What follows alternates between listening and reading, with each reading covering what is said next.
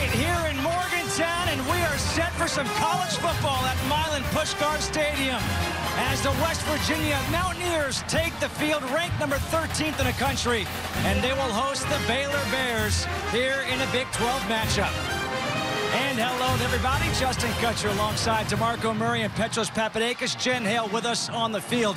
Guys, both these teams are coming off a bye week. Both these teams are coming off a loss. Let's first talk about West Virginia. They lost at Iowa State. Will Greer, their quarterback, was held to just 100 yards. But this kid, DeMarco, he is a special quarterback. Yeah, they did a good job versus Iowa State, but he's one of the top quarterbacks in the nation. He has full command on this offense. They allow him to make checks at the line of scrimmage, look outside.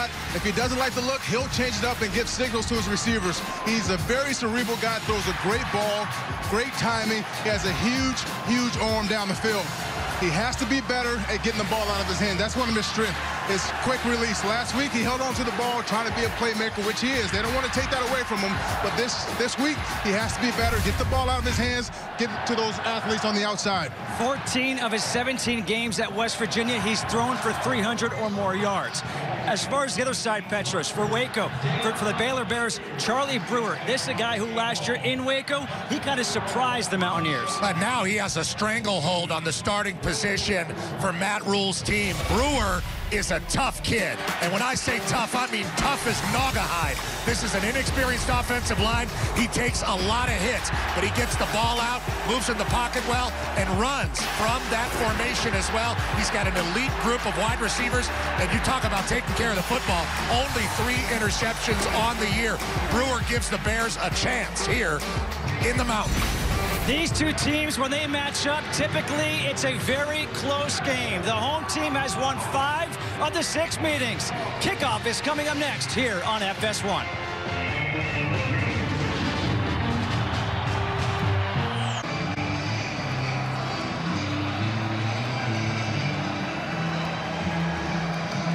And 3-time Pro Bowler DeMarco Murray, former USC tailback Petros Papadakis, Jen Hale on the sideline, Dean Blandino with us in LA. A look at the Big 12 conference standings. You see these two teams and how important this game is. West Virginia at 3-1, trailing Texas in the conference standings. For more on this game, let's check in with the 4th member of our team, Jen Hale.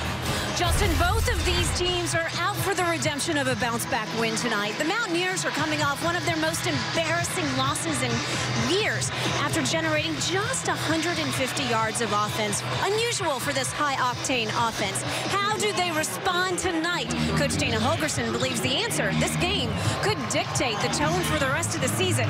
Meanwhile, Baylor, so close to knocking off Texas the last time they played. They are hungry for the honor of postseason play and just 2 games away from bowl eligibility. So, Justin, a victory tonight in hostile territory on national television would certainly make a statement for this Bears program. No doubt, big game for both these teams. West Virginia won the toss. They will receive. Drew Galitz will kick off for Baylor. Marcus Sims is back deep, and we are underway here in Morgantown. Marcus Sims will take a knee in the end zone as we welcome the Mountaineers to the field, and we find out what we should watch for. Mr. Papadakis? Well, let's talk about my guy, David Sills, one of the most smart and calculated wide receivers in the country. Great at the goal line, Mr. Touchdown, but he's great all over the field. Has a great rapport with Will Greer. The best defensive player that Baylor has is James Lynch. That was the very first home visit that Coach Rule had when he got the Baylor job, and this guy's all over the field, just a down-home, country-strong dude. On first down, there is the first pass of the game. It is to Sills, and Sills gets outside. He's going to be out about a yard shy. That first down marker picks up 9. And this is what Greer is so good at. He saw Blake Lynch come in on that pressure outside. Just simple. Let me get the ball in my hands, get it to my athlete on the edge, and let him get yards upfield. 33 catches now in the season for Sills. Another quick pass, this time to Sims, and Sims nearly slips the tackle as he is down at the 47-yard line. Well, we met with Sims and all the receiving corps yesterday, and that is a guy that can really turn it on and get downfield in a hurry. Yeah, he leads the team in receiving yards. He's a kick returner, punt returner. This is an athletic guy, very versatile, but we saw him put that foot in the ground on the last play. He gets upfield fast and in a hurry. He got 13 yards on that one. In motion is Jennings. Greer with some time has Jennings wide open down the sideline. There goes Gary Jennings. How about the start for West Virginia? 53 yards.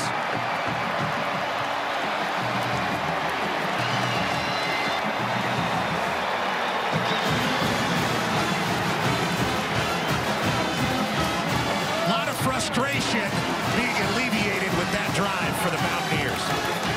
You'll see Baylor all night. They're going to sub in about 25 guys on the defensive side. Sometimes it causes a lot of confusion. They bring blitz from the secondary linebacker position, and sometimes you're not on the same page, so you have to be aware. And that was just a wide open play. That's a bad start for the Baylor Bears defense. Evan Staley on for the extra point. This receiving core all around is the best group that Dana Holgorsen has had here at West Virginia. On that first drive, Will Greer got each of those receivers in on the action. The first play was to Sills, the second to Sims. The 53-yard touchdown was to Gary Jennings, and it's 7-0 West Virginia here in Morgantown.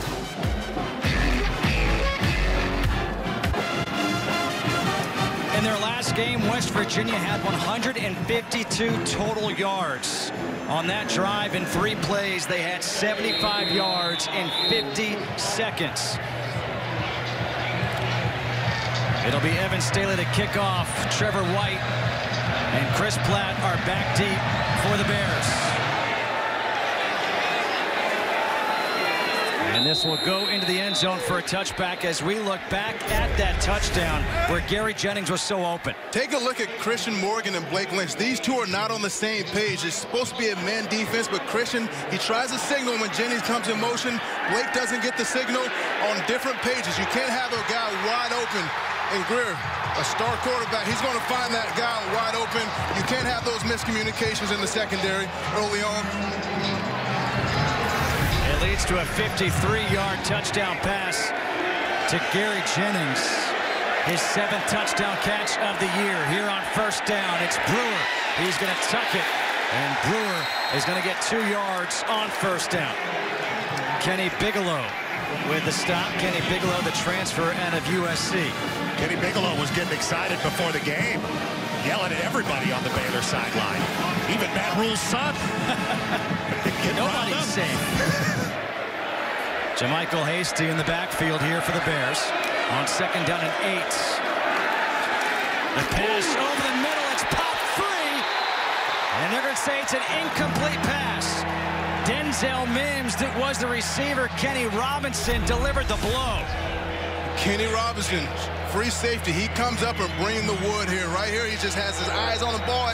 Head hits the ball right there, helmet on the ball, and that's hard to catch. So you got to give Kenny Robinson great job there, and it's a legal hit. That's more importantly, when you have a guy like that running wide open, you want to make sure it's a legal hit, and he does, gets the ball out. Great job by Kenny Robinson there. Brings up 3rd and 8. Watch for pressure here from West Virginia. They're bringing it. They pick it up down the sideline, going for Mims. Incomplete. No flag is thrown.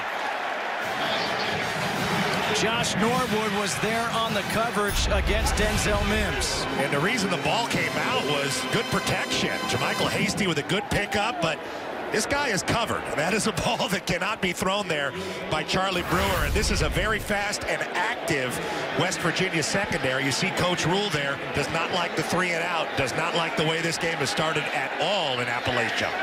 Drew Galitz on to punt. Marcus Sims is back to receive for the Mountaineers.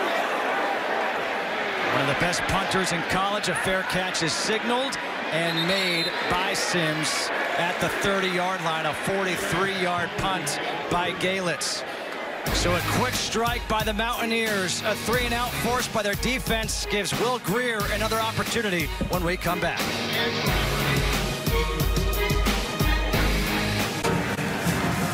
7-0 West Virginia leading Baylor here early in the first quarter. Already their 2nd possession. Will Greer, the starting quarterback, he has put up some big numbers already. His completion percentage now at 71.8%. He's 6 yards shy of 2,000 on the year. On first down. The handoff is to Kennedy McCoy. There's a flag, a couple of flags, as McCoy gets down the sideline. But this one could be coming back. Yeah, that's going to be holding on the starting center, Matt Jones. I saw he just hooked this defender. You can't hold him there. Holding. Offense, number 79. 10-yard penalty from the previous spot. Replay first down. This Mountaineer team does not have the same fury and anger between the guards and the center as they did a couple years ago in the Dana Holgorsen era. They are more of a passing team, kind of like the Geno Smith model with Tavon Austin and Stedman Bailey. And absolutely right, DeMarco. That's James Lynch being horse-collared there by Jones. And that negates a 25-yard run. Now on 1st and 20, trying to set up the screen, and he comes back to Gary Jennings. And how about that throw right there by Will Grier? Saw his first option was covered up and came back to another one. Well, we talked about how smart he is and what he can see. He's very calm in the pocket. That's what you get with a veteran quarterback. And I'll tell you, we met Gary Jennings yesterday. What a presence that kid has. Yeah, unbelievable guy. You can tell he comes from a great family, and he just has a great head on his shoulder. He's all ball. He's a professional young man that he loves the game of football. I love it. Big and strong. 2nd down and 9. Looks like he's hobbling just a bit on the sideline. Is Gary Jennings. Grier getting pressured, puts it up down the sideline. His receiver, TJ Simmons, wasn't looking for it as Grier took a hit. I think it's Ira Lewis came in and delivered the blow. Yeah, Ira Lewis. This is something that Phil Snow, the defensive coordinator of Baylor, needs to do all game, is get pressure. And if they can get pressure with their 4 down, they're going to have a lot more success against Will Grier. But Phil really likes to bring pressure from everywhere. They almost brought the corner on that last run play. So now a 3rd and 9 here for West Virginia. And a timeout is going to be called by Baylor. Timeout. Baylor. First timeout of the half. So at 3rd and 9, a chance for Baylor to try to get this Mountaineer offense off the field when we come back. For West Virginia. Out of the timeout, what does Baylor have dialed up? Grier with a fake clap a couple times. Now Grier over the middle, completes that pass to his tight end, Giovanni Haskins. A 12-yard completion, converts it on 3rd and 9. Last week, they were 1 for 10 on 3rd down. This is what Grier does so well. He understands the defense. He knows where he wants to go with the ball. He looks away to get that linebacker out, and he finds Haskins right over the ball. That's an unbelievable job and effort right there by Grier, putting the ball where he wants it. I think Phil Snow is going to regret not bringing pressure on that 3rd and long. Baylor can't get off the field. Handoff to McCoy. McCoy with a good cut. Up to the 47, picks up 4. Jordan Williams with a tackle. There is the defensive coordinator, Phil Snow. Yeah, has played 6 corners this year, still mixing it up. Things are a lot better than they were last year for the Baylor Bears, obviously. Phil Snow, known as a guy who loves to bring pressure. Been a lot of places, knows a lot of fight songs. Yeah, I mean, he's going to bring pressure from everywhere. Secondary, linebacker position. He wants to cloud this confusion for Will Grier, but he has to be careful. He has to get the play calls in. They have to do a better job at disguising because he's so smart at the point of attack. On 2nd down and 6, Grier gives it again to McCoy. And McCoy will get a yard as he gets tackled at the foot by Clay Johnston. Well, we've seen some pretty good West Virginia backs in the Dana Holgorsen era. I think about Wendell Smallwood. Kennedy McCoy, not as big, only about 195 pounds, out of Lexington, Kentucky. Does a good job catching the ball, and that helps when you have a QB like Grier. 3rd down and 4. Grier again surveying. Flag is thrown, and Grier, he's going to get taken down. Greg Roberts able to step up and bring him down, but let's see if this is going to be the free play for West Virginia, which would lead to a 1st down if it's encroachment. Offside. Defense. Number 52. Lined up in the neutral zone. 5-yard penalty. 1st down. Our referee is Eddie Shelton. Grier does such a great job with this pre-snap reads. He'll do the fake clap, the fake double clap, sometimes the fake 3 count claps because he knows where he wants to go with the ball. He's trying to see what this defense will do, and that time he just gets Roberts on the edge there. You have to watch the ball when you're down in 2-point stands. On first down, Greer down the sideline, and he overthrows his receiver who got knocked to the ground, and that's going to be a pass interference. Things are getting pretty chippy out there. Kennedy McCoy was the receiver. Jordan Williams is the one who knocked him down. Then Jordan Williams got a lecture by his defensive coordinator. Was that a catchable ball? I don't believe it was, but there was such a blatant hit there that the flag came out anyway, and now the refs are discussing it. Certainly wasn't a hold. Pass interference. Defense, number 38. Spot foul.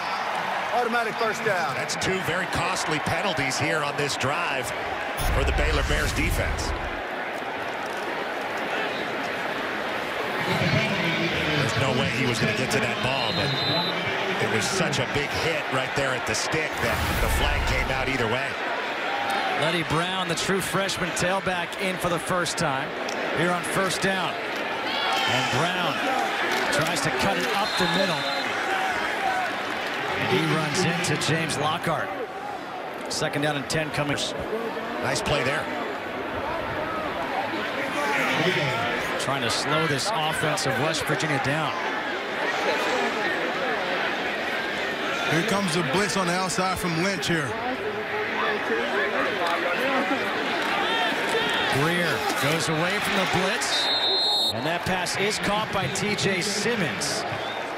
Greer's so good at changing his routes. He saw the blitz coming from the boundary, and he's just man-to-man. He knows he has man-to-man outside, so it just hits a hitch on the outside. On 3rd and 3, the handoff to Brown, and that play gets blown up by Clay Johnston. Big-time play by Johnston right there.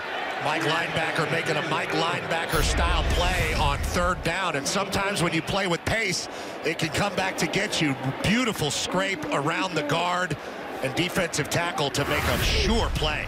So that's going to bring on Evan Staley.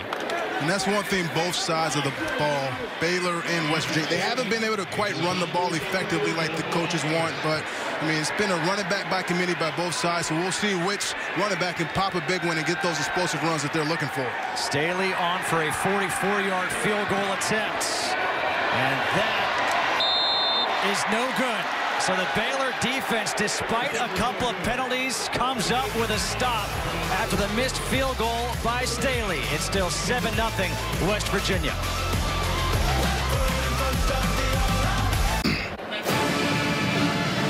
A missed field goal. It stays 7-0. 8:35 to go here in this first quarter as Baylor gets the ball back.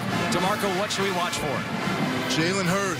He is a dynamic athlete. He's probably the best athlete on this field today, running the ball, catching the ball. He can do it all. They're going to try to find ways to get the ball in his hands and let him do his job.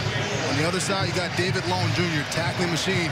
Talking with the defensive coordinator, Coach Gibson, he loves him. He wants to be on the field at all times, and he is always around the ball. On first down, the give is to Hasty, and Hasty gets a first down and more up to the 39 as he gets 12, tackled by Kenny Robinson. And that was a good read there by Charlie Brewer. You said it right before the break, DeMarco. You're waiting for one of these backs to pop one. That was pretty close. Yeah, and he's right there. He leads the Big 12 with 19 receptions on the year. Again, it's given to Hasty. And Hasty gets 5 on first down. Kenny Bigelow with the tackle. Hasty's kind of their lead back. He's a guy that's very elusive. He can run, he can catch, but they're going to find ways to get him the ball. I like this guy.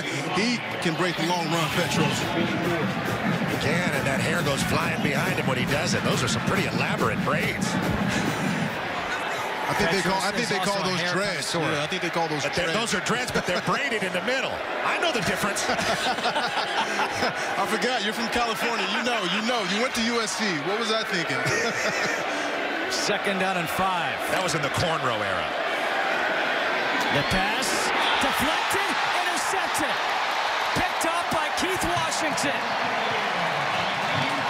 Off the hands of Denzel Mims, and Washington capitalized. Mims has had a hard time catching the those balls over the middle, taking big hits from an active Mountaineer secondary. Yeah, I mean, this is just a slant. Mims is one of their best receivers, not looking the ball in, got on him early, but he has to reach out and catch the ball. He can't allow the ball to be caught with his chest, and that's where he messed up, getting his eyes off the ball. And Keith Washington, right place, right time. I'll take that. At the end, it looked like Mims may have tried to rip the ball back away from Keith Washington. And of course, on turnovers, the officials look at everything. I think that's going to stay with West Virginia's ball. I think he may have hit the ground when Mims tried to regain possession, but I'm pretty sure Keith Washington had that ball to the ground. The replay official is Gary Brown. And they will say it's West Virginia ball. So they take over at their own 45. Greer with time, steps up over the middle, delivers the strike, and the pass is caught by T.J. Simmons. And Simmons is down to the 38 of Baylor, a 17-yard completion. What a cannon. He fired that ball right in there, but great job by T.J.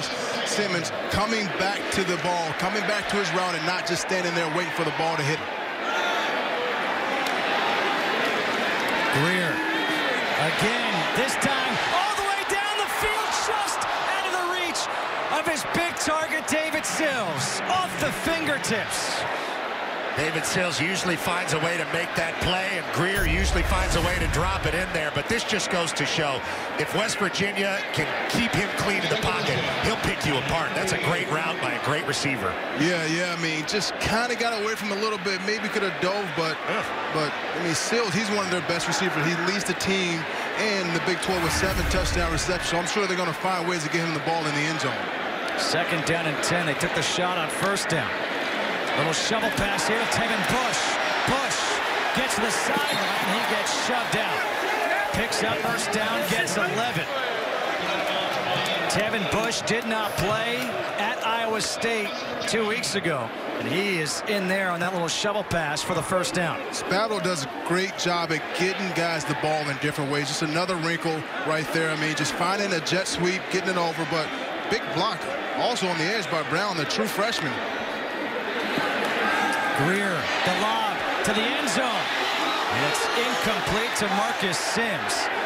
Sims wanted a flag. It looked like Sims actually stepped out of bounds. Yeah, Derek Thomas did a great job. He's pressing him, knowing that he's running the go route. He doesn't fake on the double pump, but he just stays with him. He stepped out of bounds, so even if he would have caught it, it would have been an incomplete penalty. But Spavital does such a great job at designing plays, finding ways to get different guys the ball, and he's so enamored by what Will Greer can do on a daily basis. 2nd down and 10. Greer, delayed handoff here to Letty Brown, up the middle. He'll get 3 yards. Terrell Bernard with the tackle. Letty Brown, more of their short yardage guy, 51 carries on the year out of Philadelphia. Big guy. Yeah, four backs that are going to run the ball tonight for Jake Spavital's offense. But the strength is that guy and the wide receivers. Martell Pettaway is in on 3rd and 8. You see that double fake count? He's trying to see what this defensive secondary is giving him. Man-to-man, cover 2. What are they going to show him so he can change it up if he need to? Pressure coming. It's picked up. The pass is incomplete. No flags. There's a nice job by Martell Pettaway coming across to pick up one of the blitzers. And that was one of those moments where Phil Snow changed it up and changed the picture, so to speak, on Will Greer and had some success on 3rd down. And that's what you have to do. You have to make sure that Greer is not comfortable in that pocket because he's such a smart quarterback. He knows when the pressure's coming.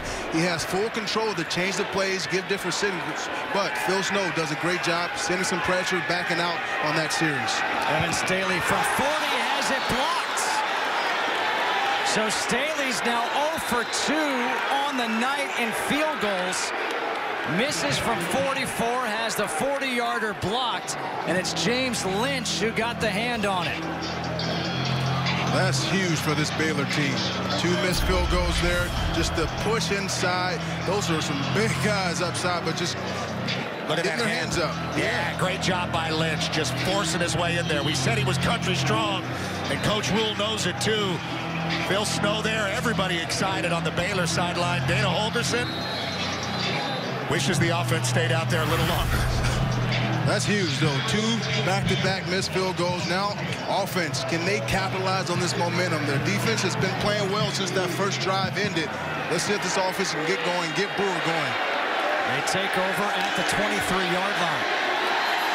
Brewer with plenty of time, taking the shot over the middle, nearly picked off. Jumping, that was Josh Norwood.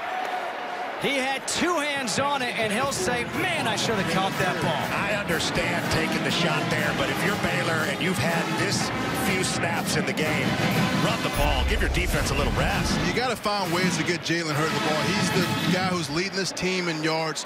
He's the guy that's going to make things happen, but you ran him on that post route. Maybe give him a slant, give him a hitch.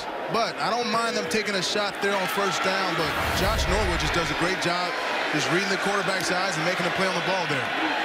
Brewer, design quarterback run, and Kenny Bigelow was the one who was able to reach out his arm and make the stop, his 3rd tackle of this first quarter already. How about this for Charlie Brewer? He's 0 for 4 to open up this game. Ventress, you said he takes care of the ball. He normally does. Already an interception, wasn't his fault, off his receiver's hands. They do not have their bearings offensively right now. They desperately need to convert this 3rd down to keep their defense on the sideline. 3rd and 9.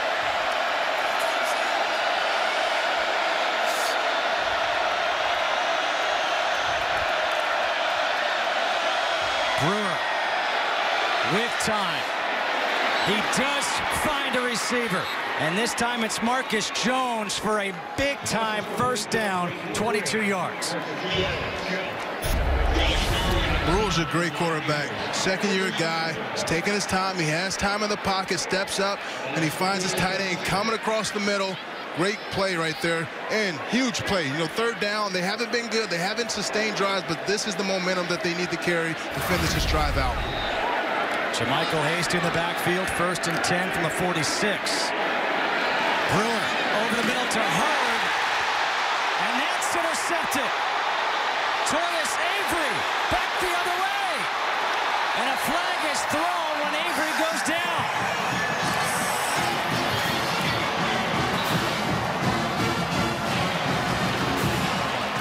Jalen Hurd, the intended receiver.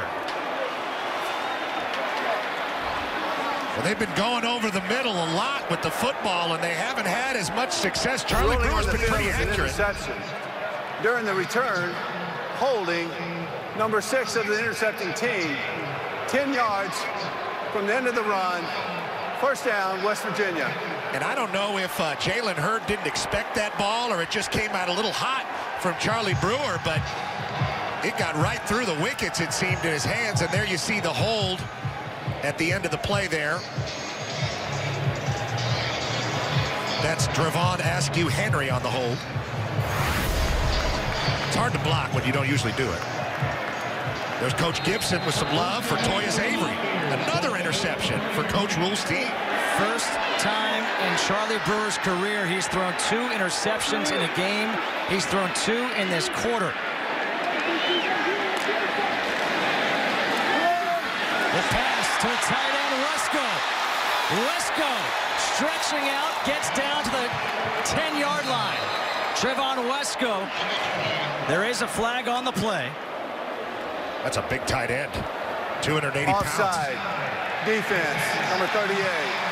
Penalties declined. Result of the play, first down. All right, so we talked about the importance of that first down conversion on 3rd down before. But now the takeaway, and look what West Virginia has a chance to do right here. It's another wrinkle right there. Just finding Wesco, having that receiver come in motion to see if they're in man or zone, and then Wesco right at the seam.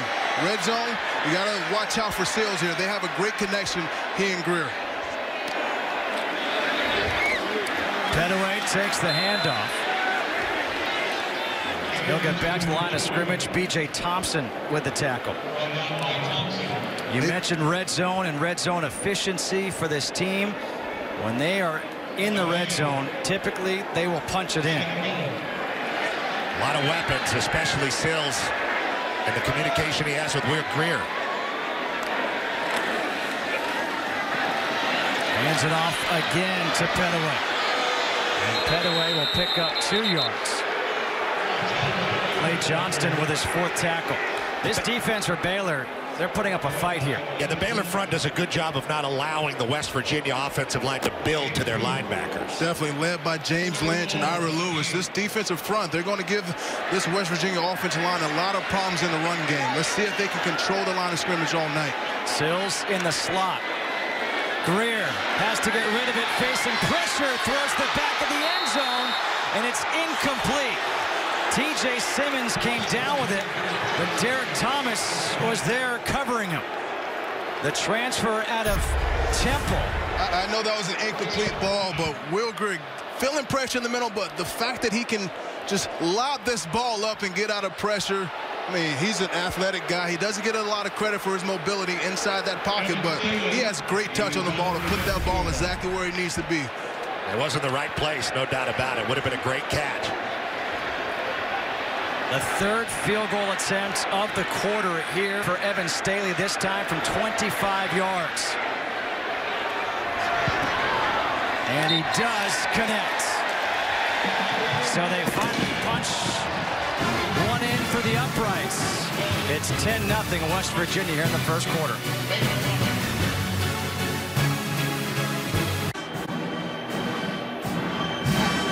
It's only 10-0 right now, West Virginia leading Baylor, but it could be a lot worse if you think about it. 2 turnovers.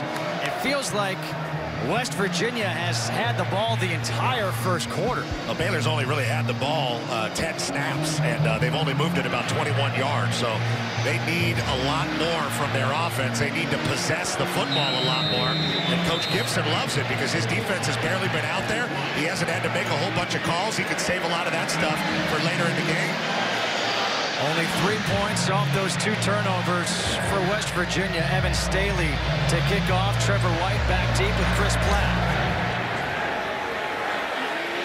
The fair catch is signaled and made by Platt, so they will start at the 25-yard line. And let's check in with Jen Hale down on the field.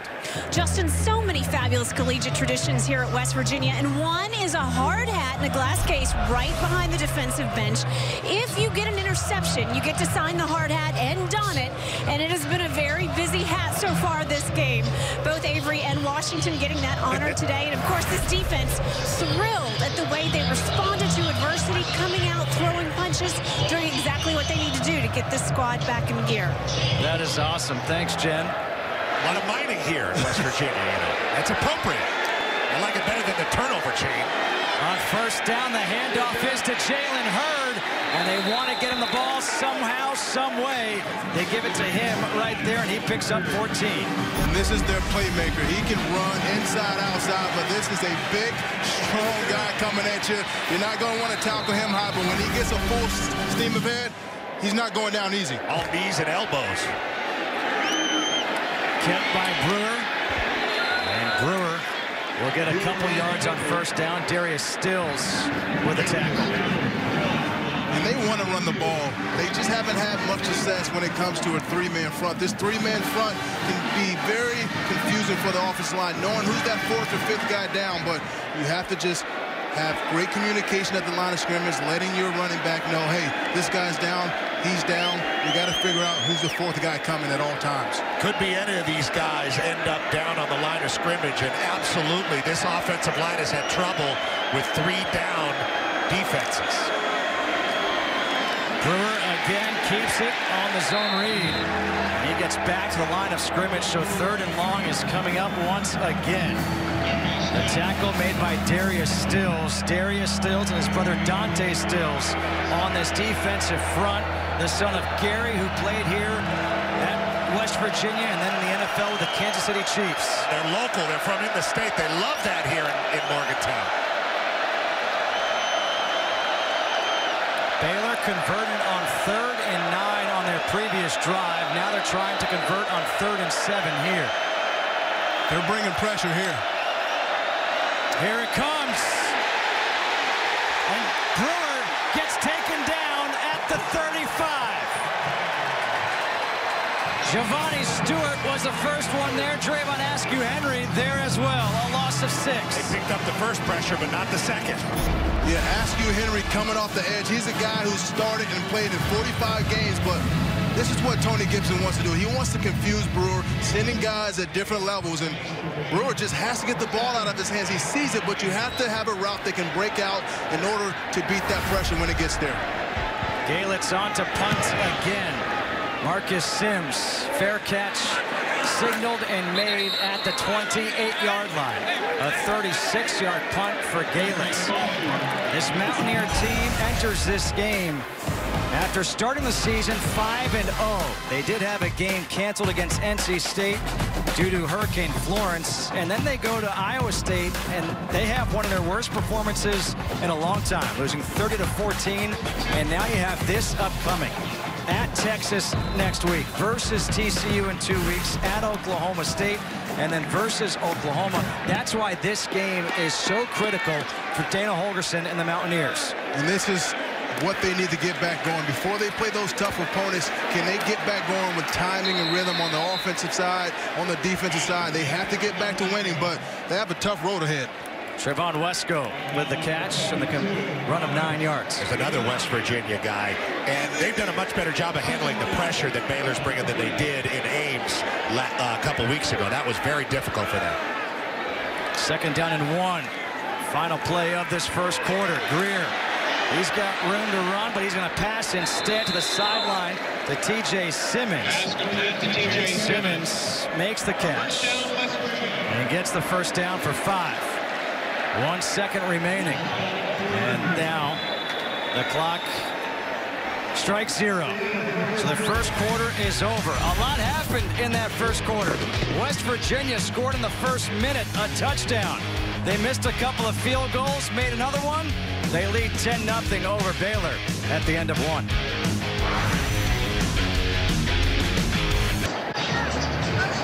Tavon Austin, who electrified the crowd here in Morgantown. He is back in the house.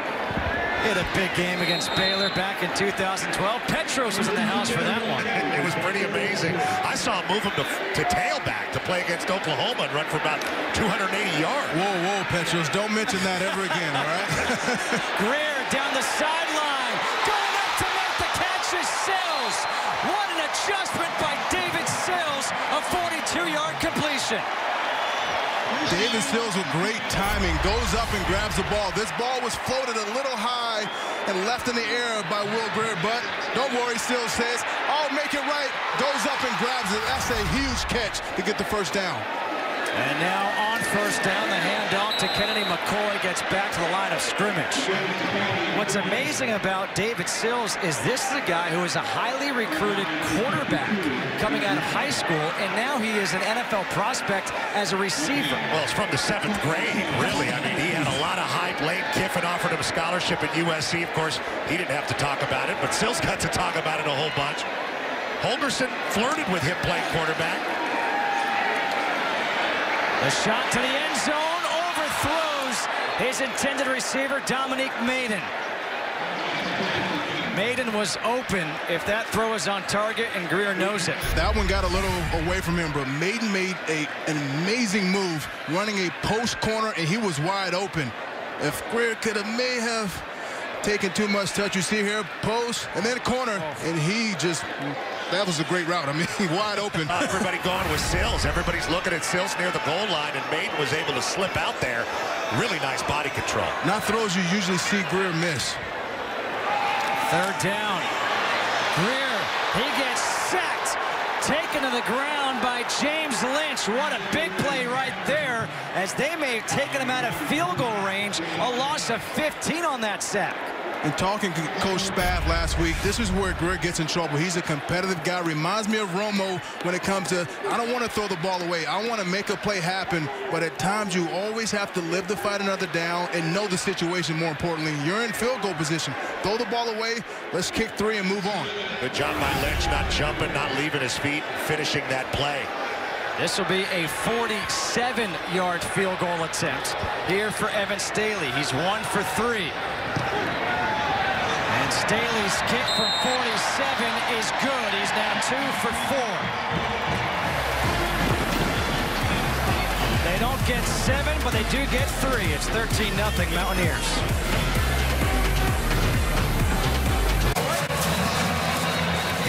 It's 13-0 West Virginia over Baylor, and I have to admit this, I think it's the first time I've seen 4 field goal attempts in a span of about 17 minutes. The Mountaineer, one of the great mascots in the country, you got to think he may have a squallet in his back pocket to keep his money over there. That's awesome. That would be a great Halloween costume. If I can borrow that, that would be awesome there. That's real full buckskin there. I believe it. Evan Staley to kick off to Chris Platt and Trevor White. This will go into the end zone. The Baylor Bears, 1-11 last year. They started out really well this year, 3-1. And a heartbreak loss in Austin, 23-17. They made a heck of a comeback, and as Jen mentioned at the top of the show, 2 more wins and they can go bowling, which would be quite a turnaround for Matt Rule and this Bears team. He's done an amazing job his second season after battling all those horrible things that happen around the university, helping a youthful team just navigate in this hard division. I mean, he's done an amazing job for year 2. Charlie Brewer under center. Handoff to Jermichael Hasty, and Hasty gets hit at the line by Kenny Robinson. That's the second time Robinson's come up with a big hit. 1 in the secondary, now 1 at the line. He's a physical player. Coming back in, he can play the run game. He can cover as well, but he's a physical free safety, 6'2", 198 pounds. Baylor's got to find some offensive stability here. Their defense has been really heroic, actually, in the first half, but I'm not sure how much longer they can take these 3 and outs. It's Hasty again, and Hasty gets hit in the backfield again. This time it's David Long, the leader of that defense. David Long, that's his 11th tackle for loss there. Leads the team in total tackles with 61, 3 sacks. But here you see, no one blocks him. He has a great feel for this running game, and he's a very smart player. Talking to Coach Gibson, he's a coach on the field. He loves to practice. They love everything about him. He's a hard-working guy and loves football, but more importantly, he's a physical linebacker and the leader of this defense. Back-to-back tackles for losses leads to 3rd and 12. Pressure coming again. That's 3 tackles for a loss in a row. It's 2 in a row for David Long.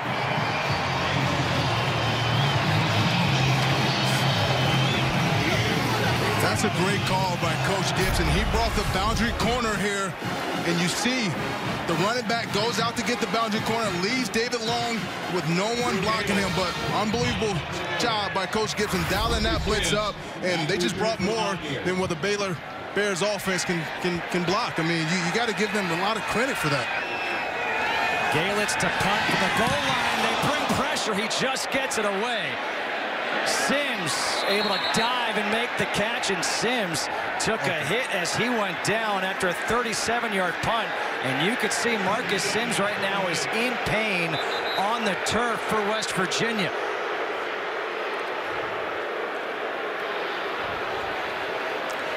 The training staff comes out to look at Sims as the hit was delivered by the long snapper, Ross Madison. Better hope nothing happens. David Long, back-to-back tackles for a loss. That sack for a loss of 8 forced the punt. So great starting field position here for West Virginia at the 48 of Baylor. On first down, the handoff to Alex Sinkfield. And Alex Sinkfield, who missed his last 4 games, is back in. Let's go back to that previous play, though. As a running back, Hasty's here. Your responsibility is to be inside-out blocking here. You have to start with your first key, and that's long. You have to let the quarterback take care of that corner blitz, but there, Hasty has to protect this guy inside. That's why that protection broke down. And another 3 and out for the Baylor Bears. And how much can this defense handle? Well, they just gave up an 8-yard run. Now 2nd down and 2. David Sills in motion. Flag is thrown. Greer throws it away. And let's wait to see what this flag is as Greer runs all the way down to his own 27, and he's kind of flexing that left knee. There is no foul for intentional grounding. There was a receiver in the area. That is what Jake Spavital, the offensive coordinator, was talking about, DeMarco. Get rid of the ball. If you don't see anything, and I know you want to make a play, I know you want to be great and load up those stats and move this offense, but every once in a while you have to live to fight another day. Yeah, last week they gave up 7 sacks, and 5 or 6 of those was on Greer. If he would have just thrown the ball away there, you see during the bye week they had a long talk and discussion with him. Hey, you don't want to take your playmaking ability away, but sometimes you have to fight another day, throw the ball away, and let's move on. Letty Brown and Alex Sinkfield are in here on 1st and 10. There was a penalty against Baylor, and the handoff to Sinkfield up the middle. And Sinkfield will get 2 yards. They didn't tell us about the Baylor penalty. They told us about the intentional grounding. There wasn't a penalty. Sinkfield is back after missing the last 4 games due to an injury, but he has the ability to hit the home run. The freshman, smaller guy, 5'9", but they think he can be their explosive back that takes it the distance at any time. Guys, how about this? West Virginia, 21 plays in Baylor territory, yet only 13 points. They swing it out to Sinkfield, and Sinkfield can't go anywhere. Well, he gets tossed to the ground by Greg Roberts, and he's going to lose a couple yards. Yeah, that's kind of what Iowa State did. They let him drive the ball on occasion, but they didn't let him score points. And looking at this Baylor team, that's what they're doing. They're nickel and diming them, having some big drives, but they're not giving up those touchdowns. They're giving up 1 touchdown on the first drive, and the last 2 opportunities have been field goals. Coach Rule's defense has been the bamboo. Bend, but do not break. 3rd and 10.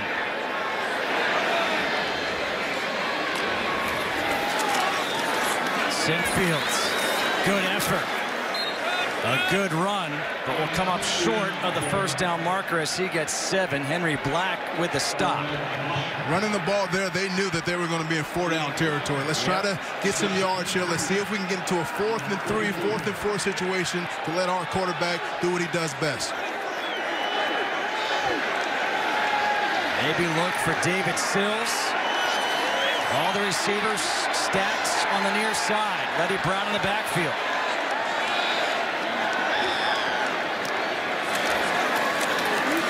Greer keeps it. Greer able to slip a tackle and get the first down. The 5th-year senior quarterback out of Charlotte, North Carolina, was able to get the first down. How about the stop move there? He does a great job of reading that defensive end. And then, let me give a little shake. I have some mobility to him. Not a running back. I'm a throw, but I can make a guy miss, stop his feet, going to get the first down. But that's that competitive nature that we're talking about, not going down, not giving up on the play. That's going to hurt Terrell Bernard in the film room. Now taking the shot to the end zone is Sills. Touchdown, West Virginia.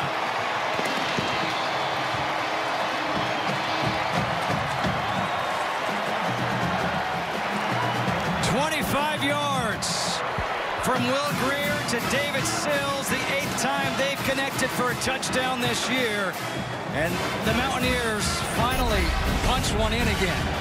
Just the touch. Just watch the touch on this ball. Unbelievable job putting the ball in the breadbasket, dropping it in, and Sills makes an easy catch. I mean, you can't put that ball any better than Greer did, finding his best target when it comes to touchdowns. That David Sills was running the go route, and if you're Baylor, you got to switch it up a little bit more, confuse him just enough. Well, we talked about bend but don't break. I think maybe it's just exhaustion. Sills with his 8th touchdown catch of the year. It's 20-0 Mountaineers.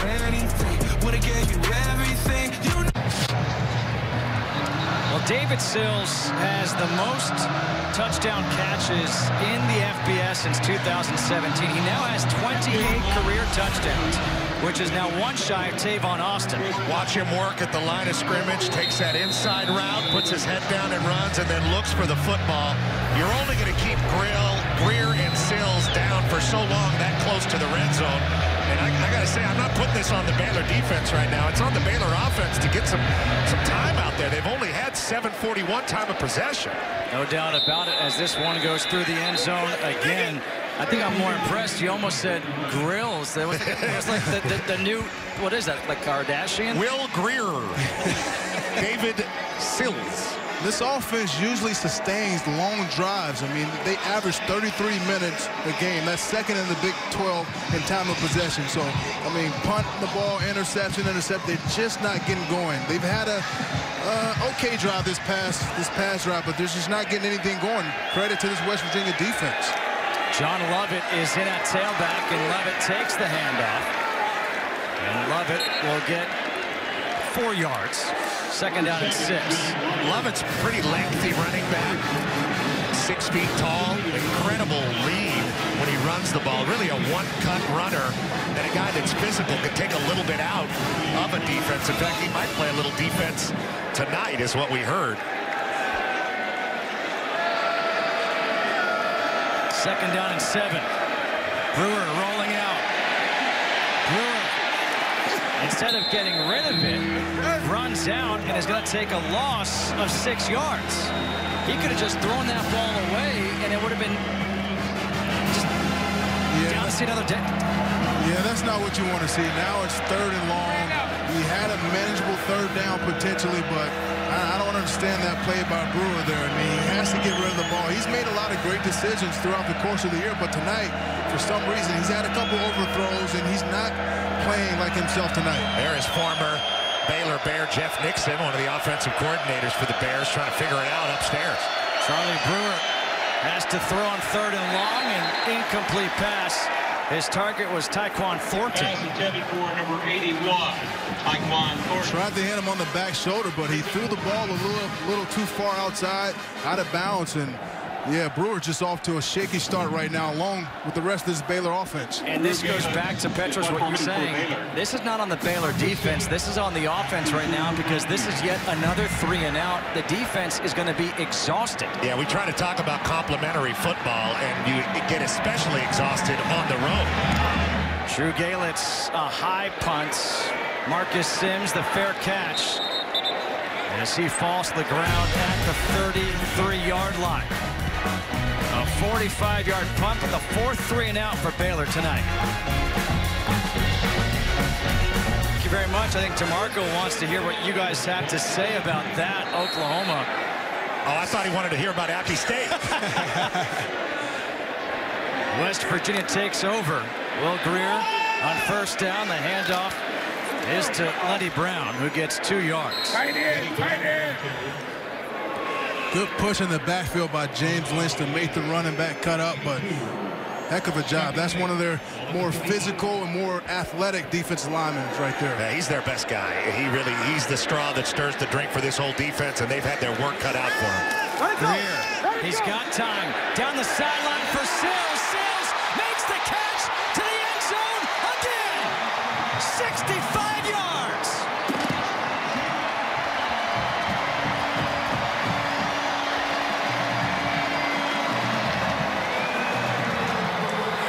And with that touchdown, he is now tied Tavon Austin for 2nd all-time here at West Virginia. I'm sure that was on his mind coming into this game, but Sills is just a fantastic receiver. Onesie, great route, but what a throw by Greer. Another explosive play, but impressive. This is an impressive offense. I mean, they got weapons. They've thrown the ball to 8 or 9 different guys already, and Tavon Austin, there he is. Just got a new former teammate. Just got a new teammate in Amari Cooper, so. The extra point is good. Sills now 4 catches, 141 yards, 2 touchdowns, and watch him. Sills runs a great route stutter, then he gets on top of the receiver or the DB and makes an unbelievable catch over the shoulder. Greer puts it right where he wants to. But these guys have an amazing connection, and they know each other. They know where the ball is going to be. They spend a lot of time before practice, during practice, after practice, working on these throws and signals. There's some signals that we're talking to Spath about. Hey, we don't know what they're doing. They have a great connection. We don't mess with those guys. They're doing their own thing, and the coaches don't know on the sideline. Jamison Houston just totally confused by Sills. He has these guys eaten out of the palm of his hand, these DBs, with all the releases he has at the line of scrimmage. And you wonder, when Sills left this program to try to play quarterback, at El Camino College in Southern California if he ever saw himself coming back here and catching the ball and breaking records in front of Tavon Austin. I think he made the right decision to come back and play receiver. He'll be playing on Sundays for sure. That's a big-time receiver there.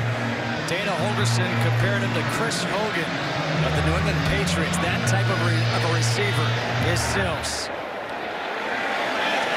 A short kick. Chris Platt takes it at the 9. Platt gets a block, and he takes it across the 30 up to the 31-yard line. This is a pretty big ladder to climb now for the Baylor Bears. They have shown no promise on offense as far as being able to move the ball down the field or sustain a drive even. And you can give Tony Gibson a lot of credit for that, but I'm sure if you talk to Matt Rule about it, when Jed talks to him at halftime, he's going to say, we are not ourselves. We've got to find a way to get a first down or two and just restore some order going into the half. I mean, that's an unbelievable stat right there. Just 40 total yards of offense. Brewer, pump fake, now throws over the middle, and that is picked off. Shea Campbell with the interception. The 3rd of the game. Wow. Only making his 2nd start, made his 1st start last week. The junior had 12 tackles and 2 TFLs. Comes up with his 1st interception, and a big interception, but I just don't know what Brewer's doing right here. He feels some pressure inside. He has time. He has time on him, but Brewer he's not himself right now. I don't know what's going on with this offense, and the whole offense just seems to be a little out of sync, but you got to give Tony Gibson and this defense credit. They're making big plays at all times tonight. He got the hard hat. Got the hard hat. 3 interceptions for Brewer tonight. He had 3 the entire season coming in. And Greer will throw this one away. He did have a receiver in the vicinity in Sills. They were trying to take a shot there. They're not going to take the foot off the pedal here. They're going to keep things going. Well, that's exactly what Dana Holgorsen told us. With this team, we have to keep the pedal to the metal. We got to keep our foot on the gas, because it's not as if we don't know how to do clock management, but this team just likes to go, go, go. Yeah, they don't have that back that can take the ball and run it in between the tackles and eat up. Goes Petaway. Petaway with a cutback. Petaway to the end zone. The route is on here in Morgantown. 31 yards. I think Petaway heard what I was about to say there. So he goes, let me take this ball, let me run it to the end zone with an explosive run there. 5'9", 212 pounds, averaging 5 yards a carry. Wow. Inside zone, that 3-man box there, 3-man down line, and he makes an unbelievable cut in the open field. But wow, they're running the ball well. This is what they want to do. Spavital said, hey, we have to run the ball. We want to throw it. We throw our weapons on the outside, but if we can't run the ball, we won't be the offense that we're capable of being. Well, right now, this offense has put up 34 points. It all started with the interception by Shea Campbell. Gave the offense great field position, and Petaway with a 2nd touchdown of the year.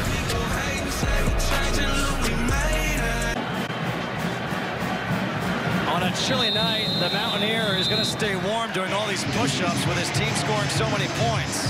That's a new Mountaineer, Justin. That's Trevor Keese. He's been the Mountaineer since April. That's a brand new Mountaineer. This offense is rolling right now.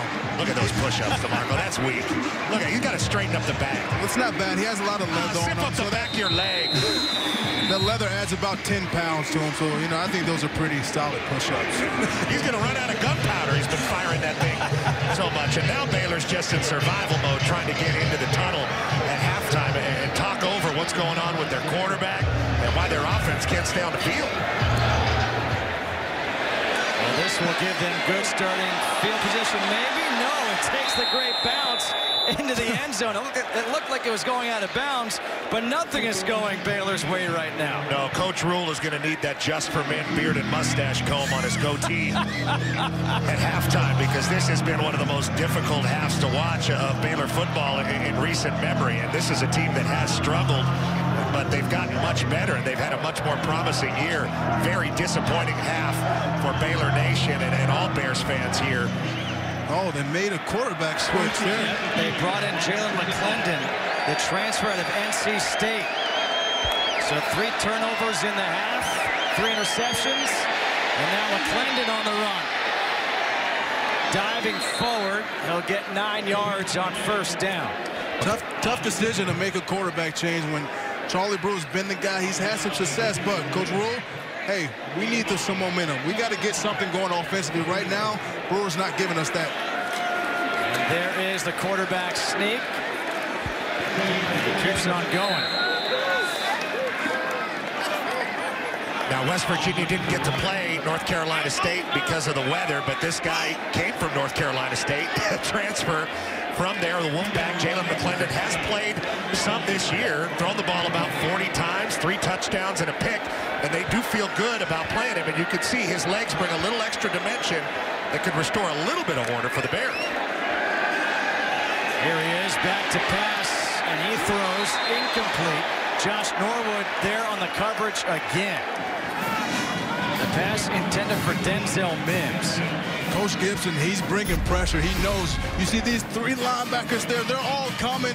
They finally sort of pick it up, but you see Long there gets through, but he's bringing pressure. He knows, I want to get these quarterbacks uncomfortable. The only way I can do that, bring pressure. This right side of this offensive line, they've been well, but the left side, they've had a lot of troubles with that left side of the line of scrimmage. Treston Ebner is in at tailback. McClendon again trying to run and just trying to get back to the line of scrimmage. So 3rd and 10 is coming up here for Baylor. David Long there with a tackle, as well as Ezekiel Rose. Well, Brewer completed more passes to West Virginia players than his own players, 3-1, and McClendon doesn't seem to be faring any better. Huge 3rd down just to stay on the field and survive. You see these guys, they're disguising well, they're coming. They're trying to make sure McClendon knows, hey, we're coming. What are you going to do? Michael Hastie's back in at tailback on 3rd and 10. Now they're checking out. They saw Baylor make a check, so we're checking out. They just get the play off. McClendon dumps it off to Hastie. And Hastie, nowhere to go. David Long was there again, sniffing it out. What a great job by David Long, being patient there and playing Hastie inside out, not letting him get up underneath it and making a sure tackle. We talked to Coach Gibson about David Long, says he really takes on Gibson's personality out there on the football field, and oftentimes he's got to tell him to calm down and just enjoy playing college football. That's a good sign when you have to tell one of your players, hey, stop going so hard, stop doing that so fast, you're messing up the play. So they love David Long. He's a big-time player for this team. Sills is back. He lets this one bounce into the end zone. Well, this game, the Mountaineers got off to a quick start. They scored in the first minute. Gary Jennings from Will Greer. Greer over 300 yards passing in the first half. The Mountaineers defense, they've been everywhere. 3 sacks. They've intercepted Charlie Brewer 3 times. And how about David Sills? 4 catches, 2 touchdowns, 141 yards in the first half. This is the 5th game this year that West Virginia has gone over 300 yards of offense in the first half. On first down, the handoff is to Tevin Bush on the end around, and there goes Bush down the sideline.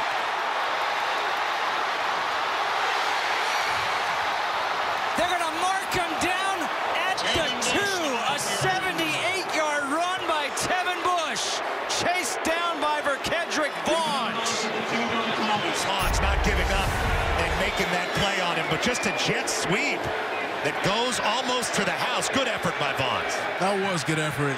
Knowing this Baylor team and the way that they play, they don't give up. No matter what the situation and the score is, they're going to fight and try to rally as much as they can. But that was just another great wrinkle by Coach Spav there, the offensive coordinator, finding ways to get the ball in their athletes' hands.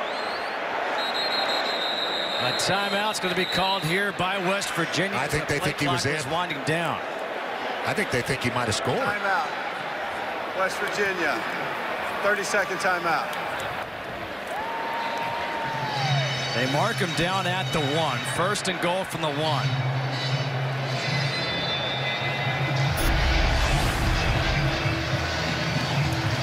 Nice timing between Greer and Bush on the jet sweep. Everybody gets out and blocks very well. Two tight ends, Wesco and Haskins, made huge blocks to spring that long run there. Those two tight ends, they don't get a lot of balls, but those are blocking guys that when they can get a ball, they're excited about it. But just an unbelievable wrinkle once again. Check out the knee. Knee is down. He's short. Good call. See if they bring the big true freshman in. Already has 3 rushing touchdowns of the year. Leads this team, Brown, number 4. 5'11", 215 pounds. It's Alex Sinkfield in at tailback. Under center is Greer.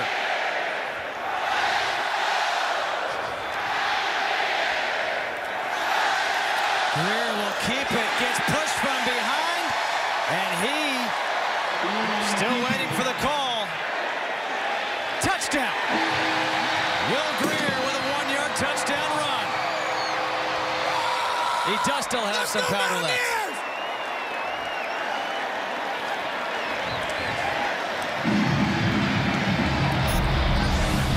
I like this wrinkle. Get up under center. When you're going to run a quarterback sneak or when you're inside the 3-yard line, get up under center.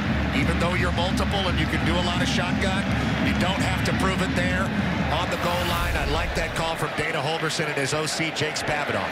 First rushing touchdown of the year for Will Greer. Wasn't quite the Bush push.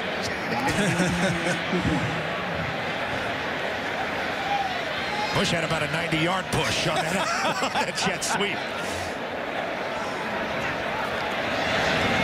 The extra point is good.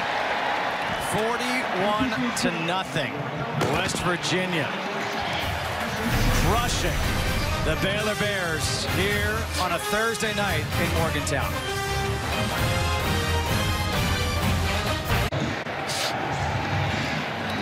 Matt Rule has that look of bewilderment right now on his face, and you don't blame him. 3:09 to go here in the second quarter, as Dana Holgerson's team leads 41-0.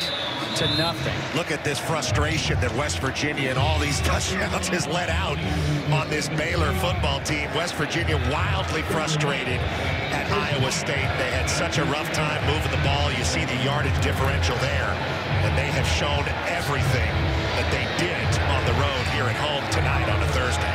Luke Hogan will kick off here. And that's a mistake right there by Chris Platt. The flag is thrown. I think he was out of bounds when it hit him. Well, when you catch it, you can have one leg out to make sure the ball is out of bounds. So he actually does a great job. Heads-up play there by Chris Platt. If you catch it with 1 foot in and 1 foot out, it's just as good as the ball rolling out of bounds. So it'll be a penalty for the Baylor Bears. That's a good call because I thought he was completely out. Kicking team. The receiver was standing in out of bounds when he touched the ball. The ball will be placed on the 35-yard line. First down. He does a great job getting to the sideline, having that awareness. Hey, I'm close to the sideline. Let me put 1 foot in, 1 foot out, and make sure I get this penalty to get this offense hopefully moving in the right direction, which they haven't been able to do the last couple of drives or all night. Just let Will Greer stand on the sideline for about a minute or two. Jalen McClendon is still in at quarterback. Relieving Charlie Brewer. The handoff to Hasty. And Hasty gets the first down, still on his feet as he takes the hit from Akeem Bailey. A 14-yard run for Jermichael Hasty. As hard as it is, you have to stay with your game plan. We know the score is 41-0, but you can't just go out there and throw the ball every single time. You have to establish some sort of running game in order to have success in the passing game. And they're going to be a run-oriented team now with Charlie Brewer on the sideline. Player down on the ground. It looks like Giovanni Stewart. Don't forget, coming up, we've got the State Farm halftime report. The guys are standing by in the studio. Rob Stone, Dave Wanstadt, Matt Leinart, Robert Smith. A lot of highlights from this game. Not many for Baylor, though. Yeah, well, we talk Sams, we talk Jennings, we talk the receivers for the West Virginia, but Baylor, they have a lot of guys. They have Platt, they have Thornton, they have Hurd, they have Mims. They have a lot of core guys that they have to find ways to get them the ball. They haven't been able to do that. We've not seen them at all. Yeah, we haven't. I mean, the quarterback is throwing interceptions. They're not protecting them, so you have to find ways. As hard as it is, it's 41-0, but you got to get those guys involved. I got to say, watching Will Greer out there work does remind me a lot of Matt Leinart at USC. A lot of good receivers around him, a guy that delivers a great ball, very cerebral, knew exactly where he wanted to go with the football at all times, and the coaches gave him the freedom to change plays out there. They had Stack, Steve Smith, Jared. They had a lot of guys. I remember those days. Gary Colbert, Mike Williams. Oh, yeah, they had a lot of players. Here they give it to Hurd. Hurd looking for a block. A flag is thrown. Josh Norwood came away with his hands up in the air like, what just happened there? He's saying, I got held or something. He's still got his hand up in the air.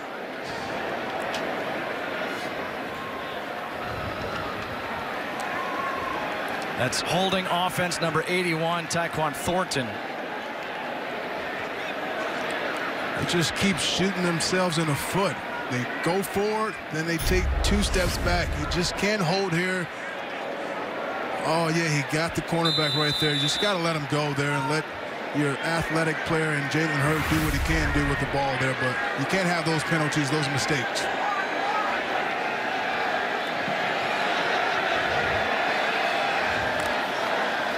First and 14. McClendon. And it's dropped. Chris Platt was open down the sideline. And he just dropped the ball. It looked like the defender may have gotten in his vision. Now that just goes to show how rough of a night it's been for the Baylor Bears. Chris Platt, probably the fastest guy out on the field right there. The defender does flash Norwood right in front of his face, but you have to make that play for your team at this point. These are elite wide receivers that don't look at tonight. A Baylor team that is struggling mightily. The dump off. And Hasty will get back to the original line of scrimmage. A 4-yard pickup, 3rd and 10 coming up as we approach 2 minutes to go here in this first half. And you know what? We were talking about this in the first quarter, really. It was a quarter that was dominated by West Virginia, but the score was still close. All of a sudden, it took its toll on the Baylor defense. Absolutely, and they play a lot of guys. You know, Phil Snow plays 20, 25 guys on that defense, and they still got fatigued and absolutely run by the Mountaineers. Huge 3rd down here. McClendon dumps it off again to Hasty. And Hasty gets wrapped up by David Long. Long was right there. Norwood came in to help out. But once again, this West Virginia defense, DeMarco, you had said it even before the game. After meeting with the players and the coaches yesterday, there was a confidence about this team, a sense of urgency from this team that they were going to come out fired up for tonight. And they were. Talking with these coaches and seeing the players walk around the stadium, we knew what they were going to do. I mean, this team, they have a lot of great veteran players, but these coaching staff, they knew, hey, last week, that wasn't our team. That wasn't the type of team that we are. We have to play better. We have to tackle better. They had 32 missed tackles last week. Tonight, I don't think they have any, so they have to continue to play better, and this is a jump start for them. Talking about that stretch in the Big 12, this is the game that matters for them. For West Virginia, defensively, they were all over Charlie Brewer. The first interception of the game wasn't Brewer's fault. It was off the hands of Mims. And then an overthrow of Jalen Hurd. Toyus Avery on the return. And the 3rd interception behind his running back, and Shea Campbell got to put on the hard hat. I don't know how Shea caught that. That was an impressive catch, seeing it from that angle. Wow. Threw it right to him. he didn't know he threw it to him. He didn't know he had the ball.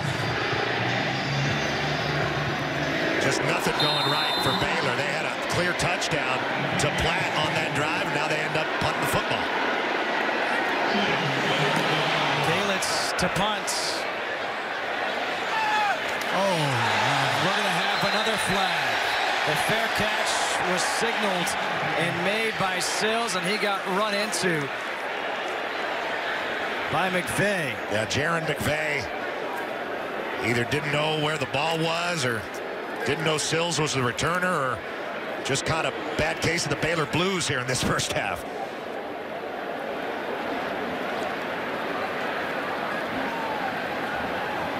My lip reading skills are really coming into play right now. It's a 15-yard penalty.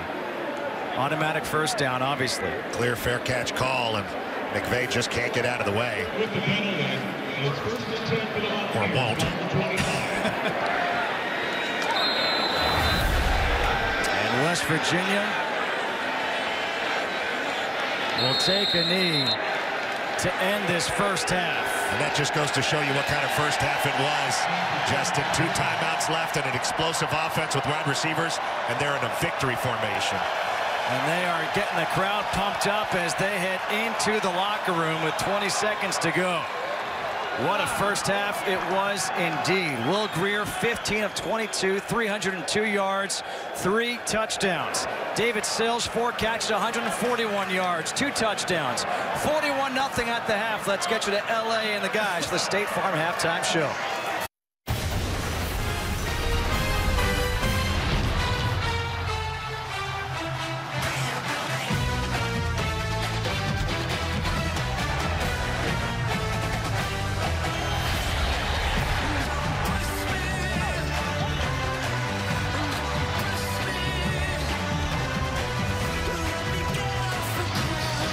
There has been a whole lot of celebrating for West Virginia in that first half, leading 41-0 over Baylor.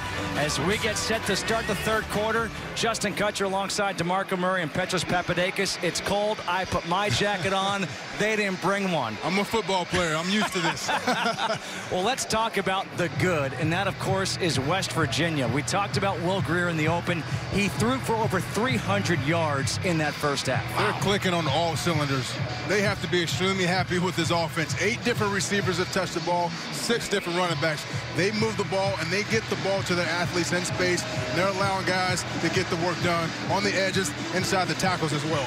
For Baylor, though, Petros, there really hasn't been anything good to talk about. No, they've been absolutely shelled in this game. They came out in the first quarter and played some pretty good defense, but Coach Rule's defense could not hold up against the tremendous pressure that West Virginia's offense kept putting on them, and their offense's inability to hold the ball at all. Turned the ball over at an unbelievable clip, a very uncharacteristic clip in the first half, did the Bears. Evan Staley to kick off. Chris Platt on the return. And Platt, he fumbles the football. That comes out. Platt is down, laying on the ground. Wow. They're just turning the ball over. I know it's cold, so sometimes your fingers and hands get numb, but both teams are in these conditions. West Virginia comes away with the ball. Unbelievable start. Wow. The rolling on the field is a fumble recovered by the kicking team. Chase West Riley Virginia ball, is the one first who down. recovers it. Chris Platt holding that ball out there with a lot of air under him. It was Hakeem Bailey that knocked it loose, coming in like a real. He put his helmet right on the ball. I know you're supposed to hold on to the ball, but I'm going to side with Platt here. There's nothing you can do when that defender puts his helmet perfectly on that ball. I mean, that's just a hard thing to hold on to. It is, but there was a lot of air under that ball, too. You got to tuck it under, especially in a game like this where your team has had such a hard time holding on to the rock. Get down. Live to fight another day. It's just not happening for the Bears right now, and guess who's back out there? Will Greer on first down. There's a fumble. And covering up is Tevin Bush, trying for that shovel pass again on the jet sweep. Tevin Bush had a big play on that jet sweep early. Excuse me, they're going to say it's an incomplete. Yeah, because it is a forward pass. Technically, you see it's just a little push pass there to the front. And when you drop it, it's not a fumble. Incomplete.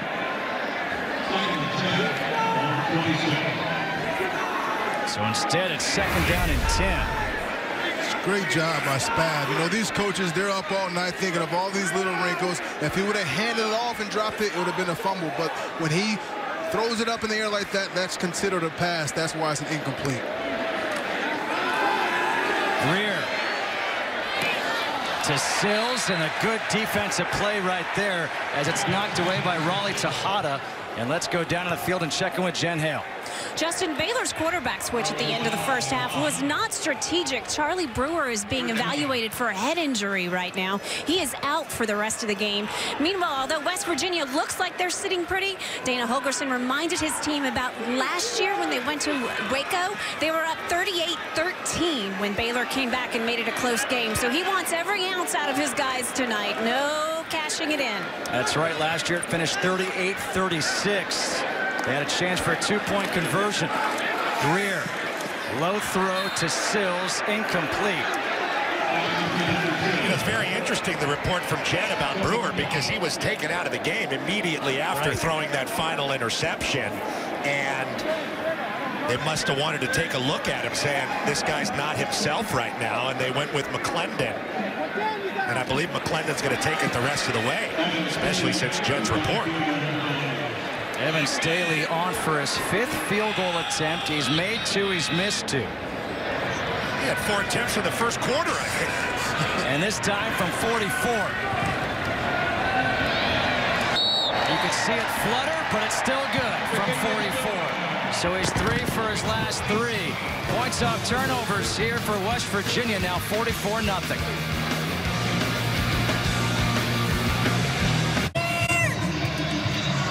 Back here in Morgantown, West Virginia, the Mountaineers ranked 13th in the country after their loss against Iowa State on the road, are putting it to the Baylor Bears. Speaking with this coaching staff, this is what they wanted to see. They wanted to come out firing on all cylinders. Offensively, defensively, they're playing extremely well. And Coach, he was excited to have this game here tonight. Casey Legg kicking off. And coming up to make the play is Josh Fleeks. Fleeks, a good return. On the short kick, it is Casey Legg, the kicker, who makes the tackle. But Fleeks with a nice return for Baylor. They've had... And we heard a report from Jen Hale about the starting quarterback, Charlie Brewer, how he is out for the rest of the game. Jen, you have more on Charlie. What can you tell us? Yeah, Justin, it wasn't something that Charlie was complaining about, but the coaches say it's not like him to make bad decisions, all those interceptions. So they took a closer look at him, didn't feel like he looked right, and made the decision he needed to go back in and be evaluated.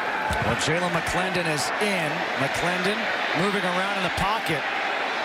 McClendon runs into his own lineman. And able to take it across the 50 up to the 47-yard line of West Virginia. He's a big guy now, 6'5", 220 pounds, and just kind of leads into the middle there and gets a really good first down, one of the best first down gains the Bears have had all night. How about this? This is the first time all game Baylor has been in West Virginia territory. Credit to Coach Gibson, this defensive coordinator. They're drawing up a lot of pressure, confusing this offensive line, moving from 3 guys down to 4 guys down, playing some cover 2, cover 1 on the outside as well. The handoff to Jamichael Hasty. Hasty will get a yard. Giovanni Stewart there with the tackle. He's a young man out of Katy, Texas. Relishes playing in the Big 12, I'm sure. Came into the game with a sack and 24 tackles. There's Coach Gibson. I don't think he could be any more pleased with what his defense has put out here on the field tonight at home. Well, watch for McClendon maybe to keep it here on 3rd and 1. The big quarterback. He got big Jalen Hurd, the former running back at Tennessee. Hand it to him, let him get going at some point. The quarterback keeps it, and the quarterback is going to get the first down. And it's been such an awkward game for the Bears. I mean, that goes without saying. You look at the score, but Jalen Hurd, who we came in talking about, has barely been out there making plays. Denzel Mims, one of the best-looking receivers in the Big 12, has not been making plays. Chris Platt had a big drop right before the end of the half. They just really have struggled. Hurd is in there at tailback. McClendon on the slant. It is incomplete for Tyquan Thornton, and a late flag comes in. The coverage by Hakeem Bailey. And we'll see if the referee, Eddie Shelton's microphone was fixed during the half, or my lip reading skills will come back into play.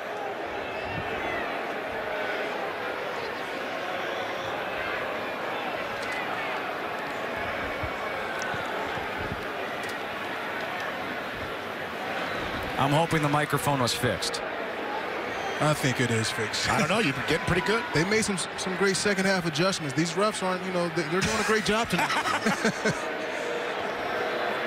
Pass interference. Yeah, and it works. Number 24. Spot foul. Automatic first down. It's like when you haven't been home in a while, you turn on the lights and they still work. There you see the PI. That is Hakeem Bailey there. Not allowing Thornton underneath him, getting the arm out. That was a little defense like Gary Payton there. It was a little too aggressive holding. They used to call him the glove. The handoff to Hasty. Hasty making a couple of guys miss. Up to the 31, gets 5.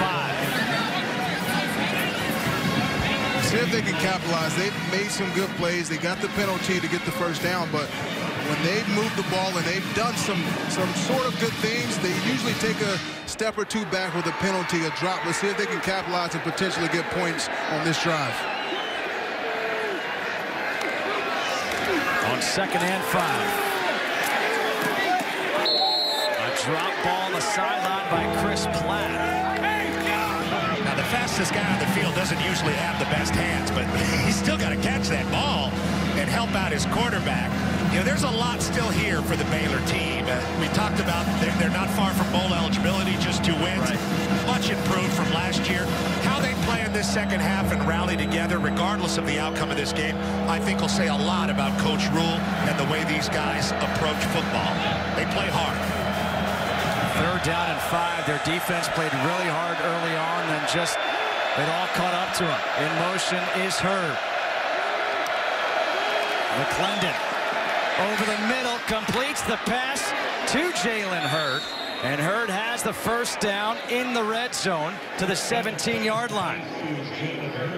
This is a guy that they want to get the ball going at any cost. You know, he was a running back, now he's at receiver, but the transition has been fairly smooth for him, dropping some weight, but he's a guy that can go the distance at any time if he has the ball in his hands. 1st and 10 from the 17. McClendon rolling out to his right. Now he's going to tuck and run. And falls forward up to the 9-yard line. He gets 8.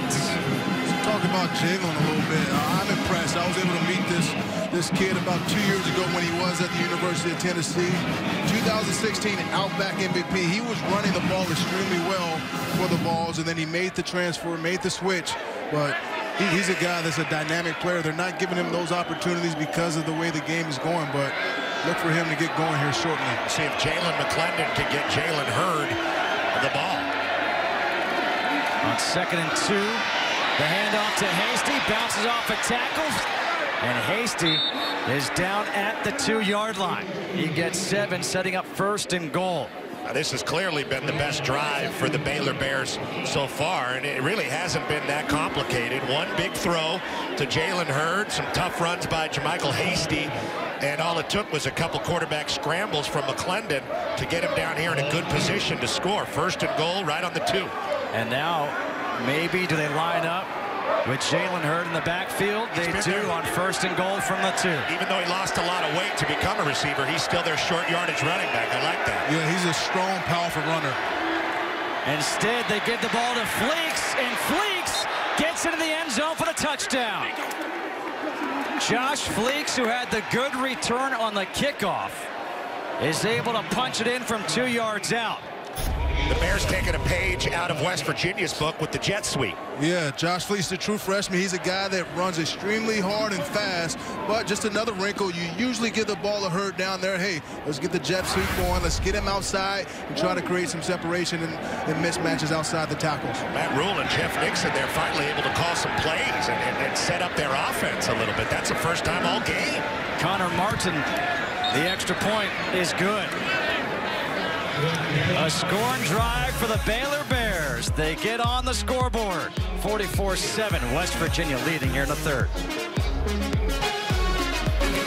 The uncle of Dustin Pedroia is actually Phil Snow, the defensive coordinator for the Baylor Bears. I thought it was Waldo. Of Baylor, they've gotten a commitment from Kyle Nevin, the son of Yankees third base coach Phil Nevin, to play baseball there. And here the kickoff is taken at the 10 by Tevin Bush. Bush waiting for some blockers, and Bush nearly slipped through as he just got tripped up, and he'll be marked down at the 28-yard line. So we talked about the importance of this game for West Virginia, and this is the reason why. You win this game, you move to 6-1, 4-1 in Big 12 play, but then it's the gauntlet. It's Texas, who's ranked number 6 right now in the country, home against TCU, at Oklahoma State, and you finish things up on the road against Oklahoma. That's a tough road ahead, but I think it's going to come down to that Oklahoma game. I know Texas is playing extremely well, but West Virginia controls their own destiny right now if they can continue to play like they are tonight. But I think it will come down to that Oklahoma game. And that is going to be a wild atmosphere here in Milan Puskar Stadium when the Sooners pay a visit. It should be a Big 12 championship style game. It's a little different from the Big 12 when I was here back in 2010 was my last year. They weren't a part of this conference making it in 2012, but I think they bring a great sense of urgency, great team. This team is amazing for this conference.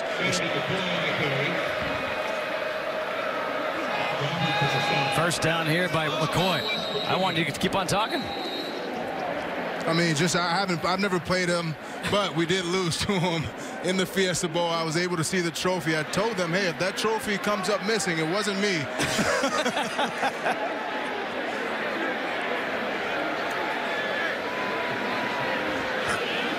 Now, the official's talking to everybody here. I think it's about being chippy down the stretch and kind of finishing this football game the right way. Guys are kind of getting after it. It's been a little...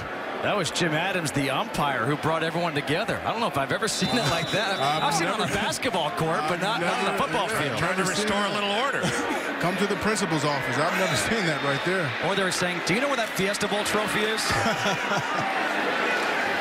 It's McCoy again on the carry. He gets 3. For Kedrick Vaughns with his second tackle. It was Vaughns who was able to chase down Tevin Bush after a 78-yard run. Otherwise, it would have been a touchdown. 2nd down and 7 here for the Mountaineers.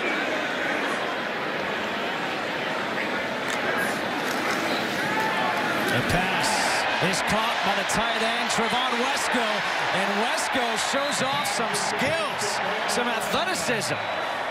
Yeah, that's his little celebration is the right bicep flex. Trevon Wesco is a local kid from Martinsburg, West Virginia, closer to the Washington, D.C. area. But it's so important for Dana Holgorsen to get those guys here and find ways to use them because it really energizes the state, believe it or not, the fan base. Greer, flags are thrown. He just throws it away.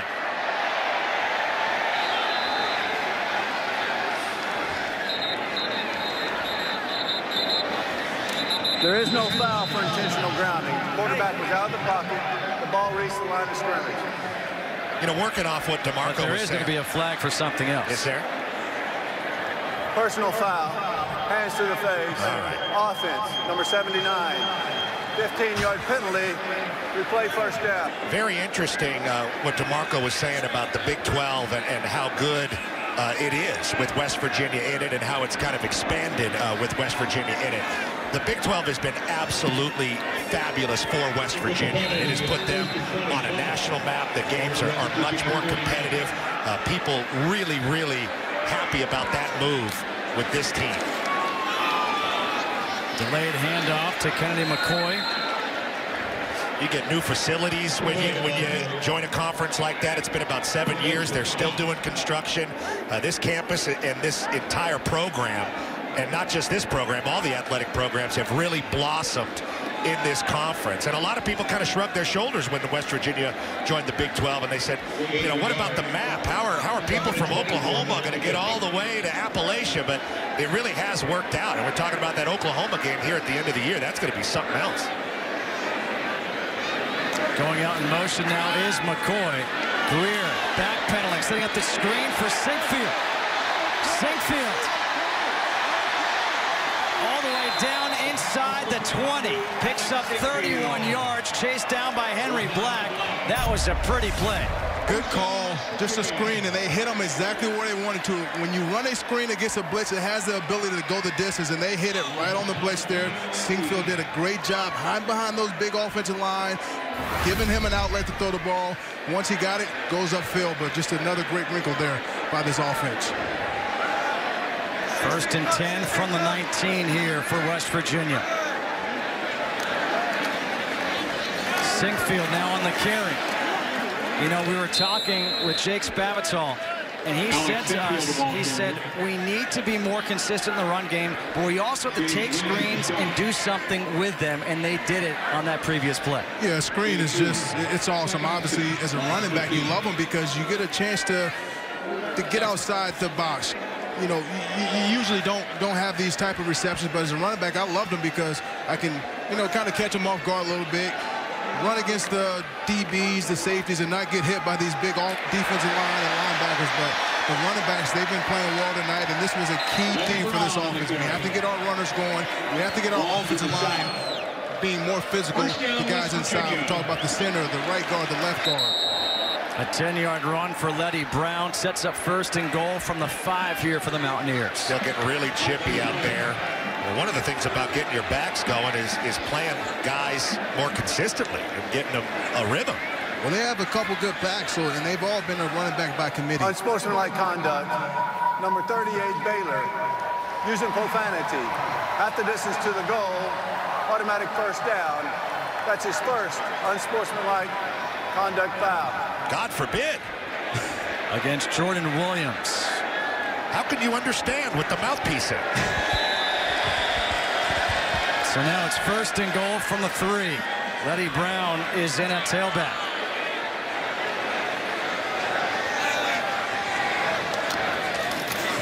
They give it to Brown. Brown reaches for the end zone. Touchdown. 4th touchdown of the year for the true freshman out of Philadelphia, Pennsylvania. They like Brown. They feel he's a home run threat, but he's a big runner that can break those long runs if he gets going. But he's a physical runner. Their physical runner of this group right there. That's his 5th touchdown, I believe, of the season. And they're going to take a look at it. Elbow could have been down there. I think the elbow was down. Might have been a little too close, but we're going to get a look at it anyway. Letty Brown, young guy out of Philadelphia. Eddie Shelton will go, put the headset on, speak with Gary Brown, the replay official. We're talking about these running backs and just how many different guys they have. We talked to Dana Holgerson and Jake Spavital about it. Alex Sinkfield came out of the spring as the #1 guy.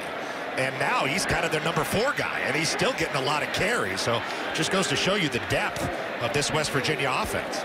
Let's bring in Dean Blandino from Los Angeles and get his thoughts on whether or not this call will stand or be overturned. Dean?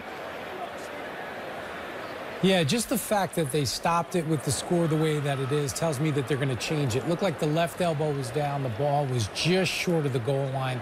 So they'll probably move the ball back maybe about 6 inches from the goal line here. Look at Dean just going with the common sense right there, saying that they stopped it with this score. And here we have the call. After further review, the runner was short of the goal line. It'll be 2nd down. Score a point for common sense. I thought that was lost in this day and age. Well, it will be if they come out in a shotgun here. We'll see if they get Will Greer under center. So take the touchdown off the board for Letty Brown. He is in there, though. And Greer is under center.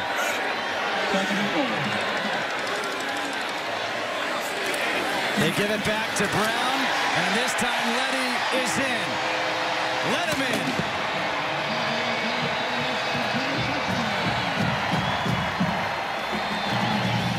10 plays, 72 yards for West Virginia on that scoring drive. Coming off that performance they had in Ames, you can't imagine things going better for the Mountaineers going into the gauntlet at the end of the Big 12 season for them. Just a great showing here on a Thursday night in front of everybody. Just exactly what this team can do. It. I believe this quarterback is still every bit of a Heisman Trophy candidate after this performance. Evan Staley's extra point is good. Well, they'll be singing this real loud at the end of this game. West Virginia leading 51-7 with 5:34 to go here in the third quarter. Take me home, country. Letty Brown gets his 4th rushing touchdown of the year. They took it away, and then he did it again. You want to get a workout in? You got to do all those push-ups. Oh, noodle arms tomorrow with 51 points. And then go walk Pikewood National Golf Club, and you'll be all set. You won't be able to feel your legs or your arms. That's a tough state. Even the golf clubs.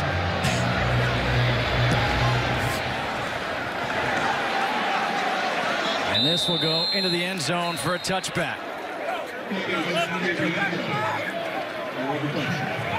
So Baylor, behind Jalen McClendon, will take over at the 25 again, trailing 51-7.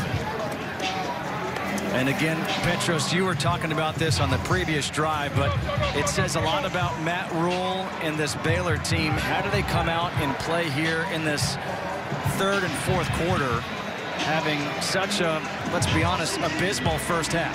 Yeah, an abysmal game, really. And what you do when you face adversity in this sport is really what defines you. The adversity doesn't define you. It's how you respond to it. The pass is complete to Tyquan Thornton. And let's get more on that from Shen Hill. Yeah, Justin, I think Petros is a little clairvoyant, or he was listening in to Matt Rule's speech to his team, because that's exactly what he told them.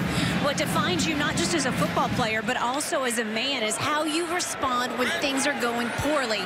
And things couldn't really go any worse than they did in that first half. So he's keeping tabs and watching on how these guys respond tonight in the second half. There's a reason why Matt Rule can turn around programs. Hasty gets caught in the backfield by Josh Norwood, trying to change directions. It's going to be a loss of 4 on the play by number 4. Just to elaborate a little bit on what Petro said, they have Oklahoma State, another opponent in the Big 12 Conference, but they're watching this film. You can't lay another egg this second half, but it's all about finishing, and we know the score, but you have to finish, and that's the biggest thing that coaches want to see. Josh Norwood finished that play. He's been very active in this game. You see 6 tackles for a loss by the defense for West Virginia. They average almost 9 per game. This pass is caught by Jalen Hurd. And with that, it's a first down. Coach Gibson, he's still dialing up these blitzes, but here you see Hasty steps up there.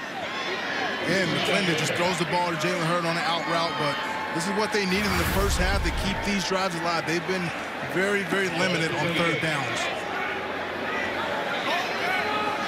Just 2 catches, 23 yards for Jalen Hurd.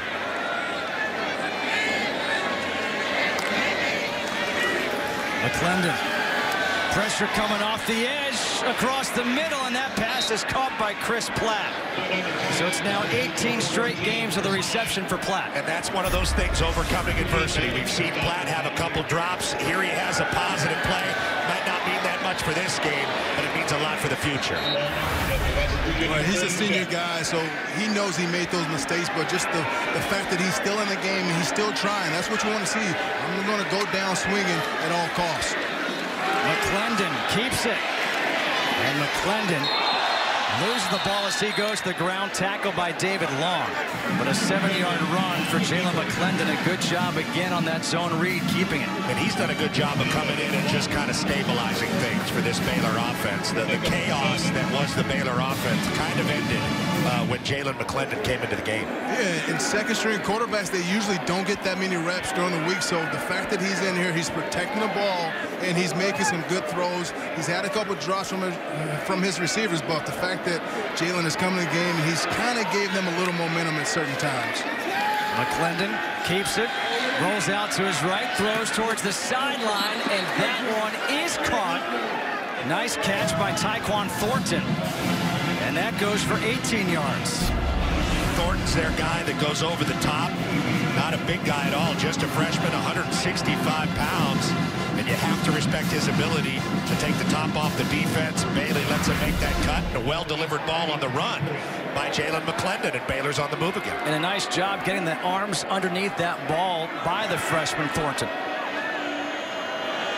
1st and 10 from the 23-yard line. And it's the handoff to Fleeks, but Fleeks has nowhere to go, and he just gets thrown to the ground.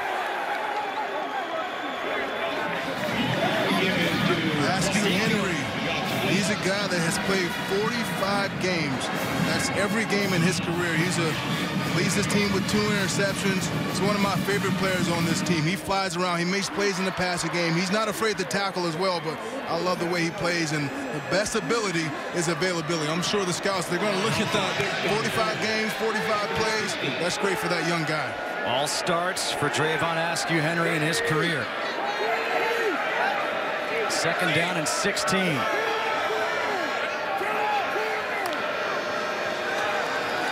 Pressure coming. McClendon able to find Thornton again. And there may have been the first missed tackle of the game. Shea Campbell missed a tackle. This one goes for 11. And that was something they really wanted to concentrate on after Montgomery ran right through him like butter. The West Virginia defense had a really tough time. There's Kenny Bigelow. Montgomery from Iowa State ran right through these guys. They missed 31, 32 tackles last week, and that was a real point of emphasis for Coach Gibson going into this game. Jones goes in motion here on 3rd and 5. McClendon completes the pass. And that's to Denzel Mims, who gets tackled at the 1. A 17-yard completion, and now Mims extends his consecutive game streak to 19 with a catch. He's their 3rd down guy. Coming in, he leads the team with touchdowns with 4 of those, but he's a guy that they needed in the first half that they're just starting to get going a little bit. No sign yet from the officials. And there it is, touchdown. The touchdown by Jalen McClendon. And that's an impressive drive by the Baylor Bears. It's all fight and all heart by this offense. Not giving up, knowing what the score is, but hey, we're going to continue to play no matter what the situation is. We're going to fight and scratch and claw till it's 0-0 at the end of the clock. Looked like encroachment there by the West Virginia defense, but no flag, no foul. Touchdown Bears. And Coach Rule's speech seems to be having a little bit of an effect on his team. There he is talking to Hurd. And they love Hurd, the way he plays, the way he practices. They say he loves football. Well, a couple of good drives on this quarter for Baylor as they now trail 51-14.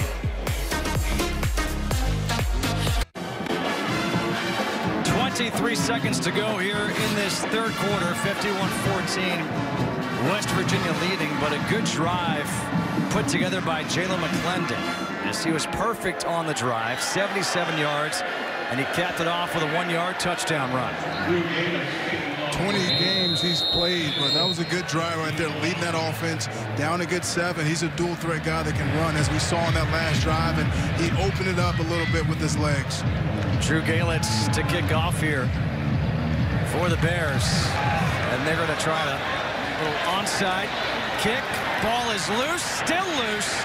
The flag is thrown. Not sure it traveled the needed distance. Who crossed the line?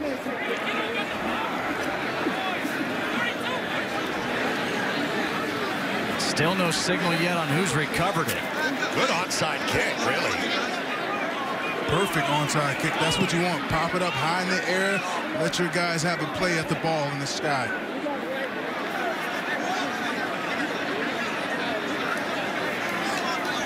You can see the wrestling still going on.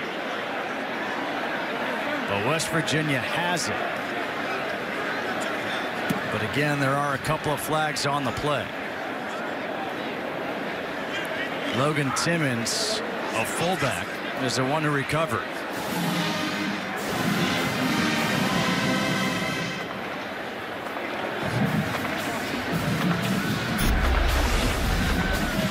Very well executed onside kick. It's got to go 10. It went the 10 yards. Goes the 10. There are 2 fouls by the kicking team. Offside, number 84. That foul's declined. Kick catch interference, number 84. That foul's accepted. 15 yards from the end of the kick. First down, Baylor. So 2 fouls on Haskins. Do you have to give him a halo there on an onside? Yeah, I didn't understand that one. I didn't understand that. When it's up in the air like that, you do, unless it's on the ground. If it's on the ground, you can hit that guy unless it's targeting. Well, he kicked it. It hits the ground when he didn't pooch it up. Right. Did he pooch it up? Yeah, he did pooch it up. That was... Let's bring in Dean Blandino to get some clarification on what just transpired. Dean? Yeah, so this was a change a couple of years ago. The old rule was the ball had to be kicked directly into the air to get protection. Now, if it's kicked once into the ground and you get that high hop, the receiving team still gets the opportunity. And why run the play? Got to give the guy room. Well, here's a screen to Sills. And Sills is going to lose a couple of yards as Jack Allison is in at quarterback. And I like seeing the quarterback change. I don't know why David Sills is still in the game. Jack Allison, a sophomore, he's the guy of the future, and he's huge. 6'6", 200 pounds out of Miami. You know what's huge? The lead for the Mountaineers through 3.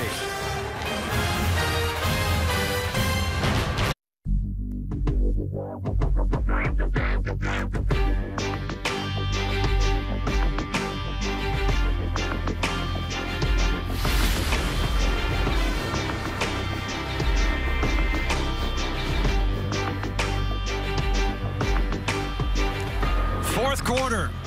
Here in Morgantown, it has really been all West Virginia. Baylor, if you want a moral victory, they outscored the Mountaineers in the third quarter, 14-10. Allison is in his first pass attempt to the end zone. Oh, Gary, the touchdown for Gary Jennings. Second of the game for Jennings, and Allison is loving it. Coach Holgerson wants to show the fans what the quarterback of the future can do. 6'6", delivers a beautiful ball to Jennings. There's a route.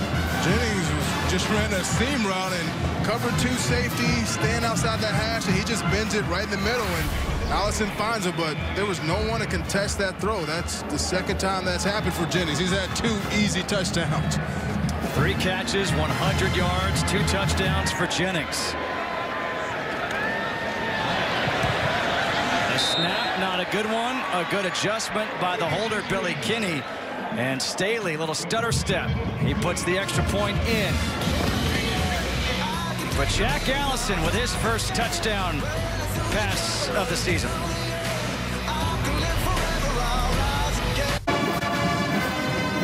It is all Mountaineers here in Morgantown. 14:53 to go here in the fourth quarter. 58-14, they lead. Will Greer, he's got the ski hat on. Yep, it is that cold. His night is done. Rightfully so. He's had an unbelievable night. I mean, he's one of the top quarterbacks. We had a chance to see Justin Herbert from Oregon, and Greer is a fantastic quarterback with a fast release, and he puts the ball exactly where he wants to be. Luke Hogan. Kickoff. Fleeks from the 9. Fleeks. Penalty flag is thrown. And let's see where they mark him down at the 22-yard line, but let's find out what this flag is for. Another flag is thrown. Trying hard to restore order. These officials in a game that's been out of reach for quite some time for the Bears. Earning that paycheck tonight. They got to keep order. There's a lot of feisty guys on both sides, but got to keep your composure.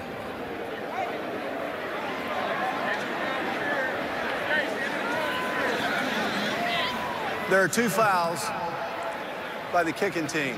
Receiving team, correction. There is a foul by each team. Holding, receiving team. 10 yards from the spot of the foul. After the play, unsportsmanlike, number 25, kicking team. That's number 25's first unsportsmanlike conduct. It'll be 15 yards from the succeeding spot. First down, Baylor.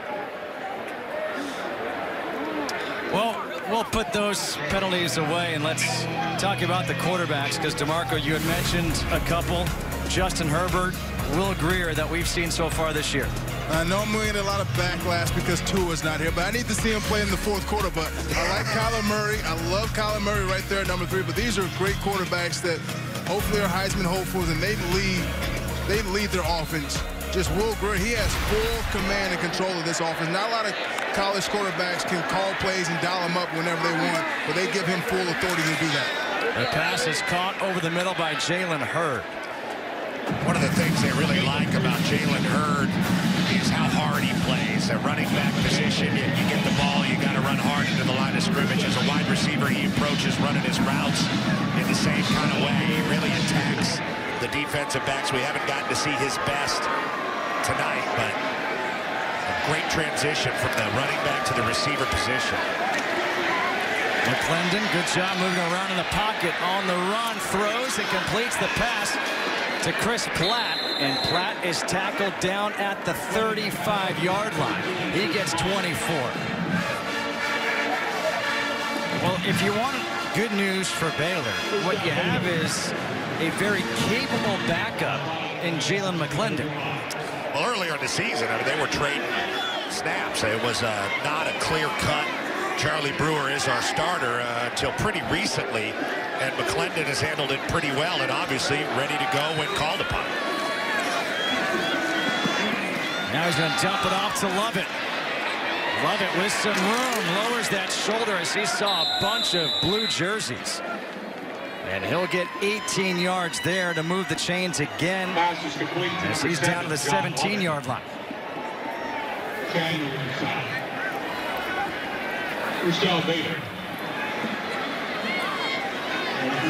Red zone opportunity for Baylor. McClendon is 10 for his last 10.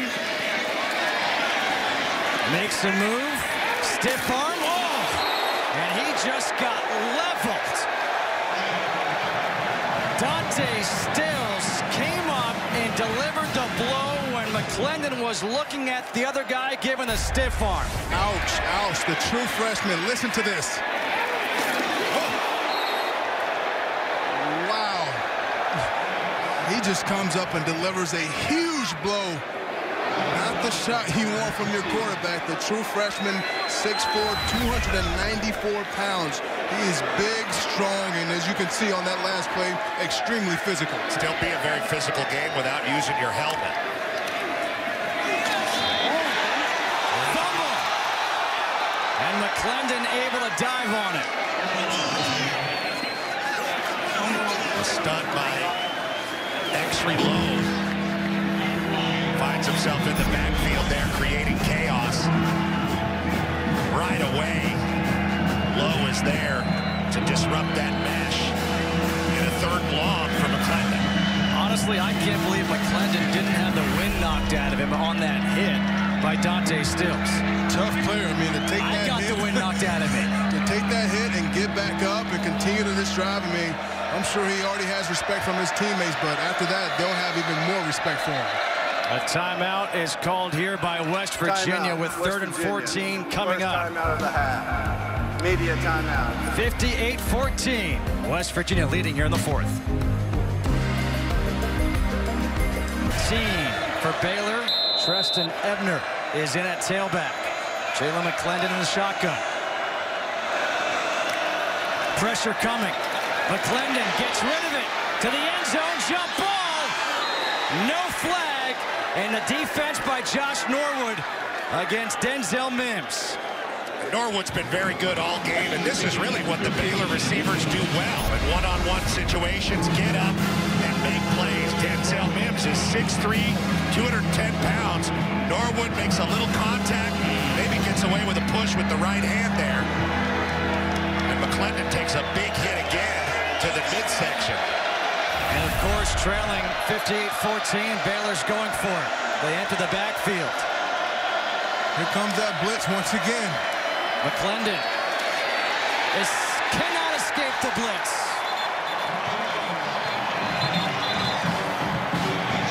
It's X-reload. He forced the fumble earlier. Now he gets the sack for the turnover on downs. Gibson, he's just drawing up all types of pressures, not knowing where they're coming from, doing a great job at disguising him in low. There's no one coming. There's only 5 protectors. There's only 5. He's bringing 8 guys there. I mean, you have to get rid of the ball, but I mean, just another blitz there by this defense. They're getting after the quarterback on all cylinders. They're showing a lot of things to their future opponents in the Big 12 to be accountable to. You have to worry about this defense and how fast they are, how quickly they can rally to the football. And we've seen the offensive weapons on display all night here in Morgantown. They're playing a complete game.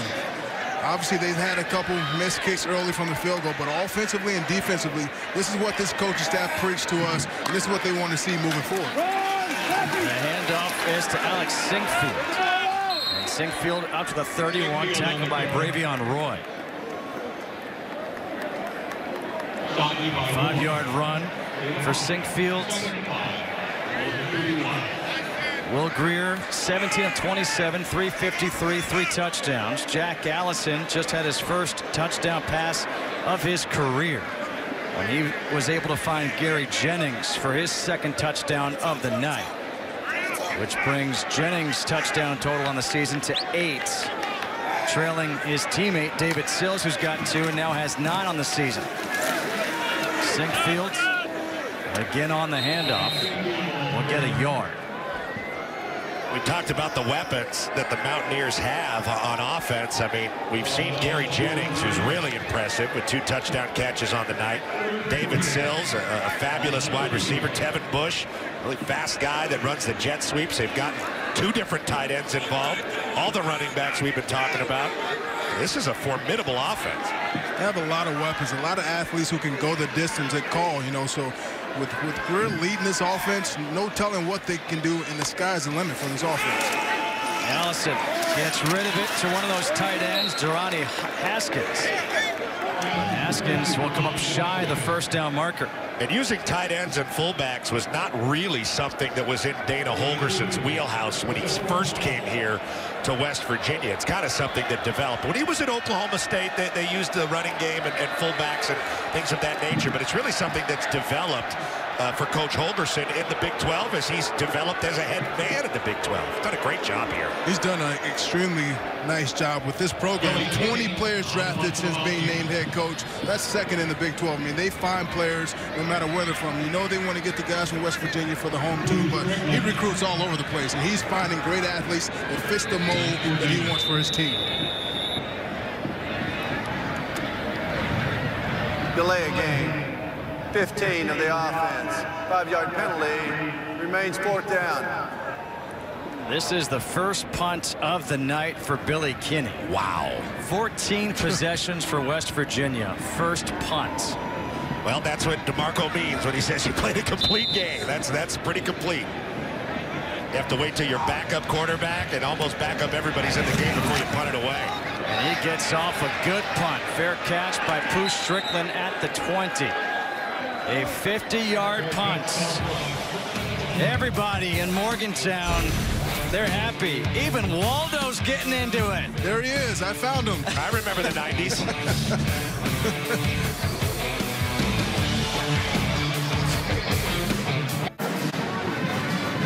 You can't be the Mountaineer unless you have a good beard. None of us would qualify to be the Mountaineer. I used to grow my beard out. I don't know if Fox will allow me to grow that thing out now that I'm on television. Are you telling me that you could compete with Trevor? I can't compete with that, but I Come can't. on, a beard like that would give you Fox attitude.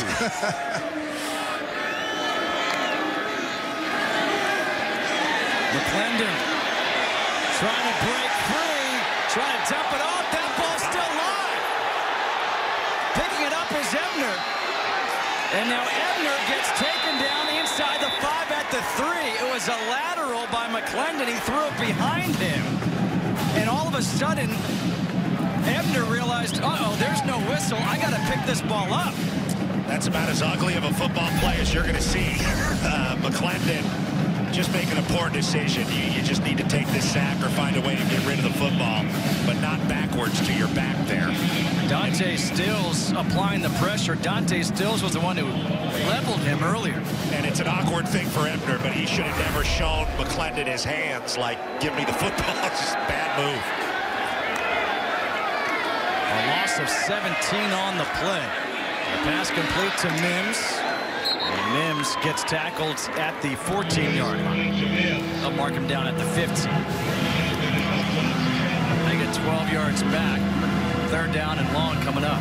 It's their 3rd game, top 25 of road opponent. I mean, last week or 2 weeks ago against Texas, they were 1 possession away. You know, they could have scored and won that ball game, but this is a totally different team, and it's been ugly from the start. 3rd ranked opponent in their last 4 games.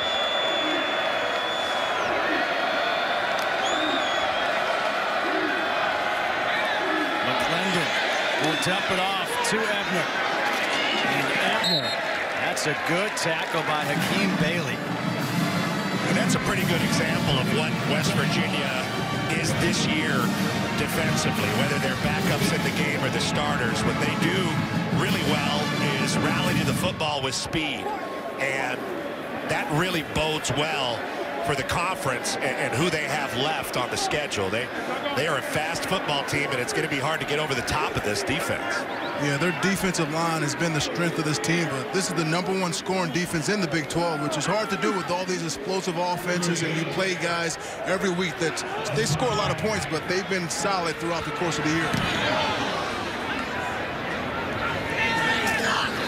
Fair catch is made at the 40-yard line after a 38-yard punt. 6:50 to go here in the 4th quarter in Morgantown.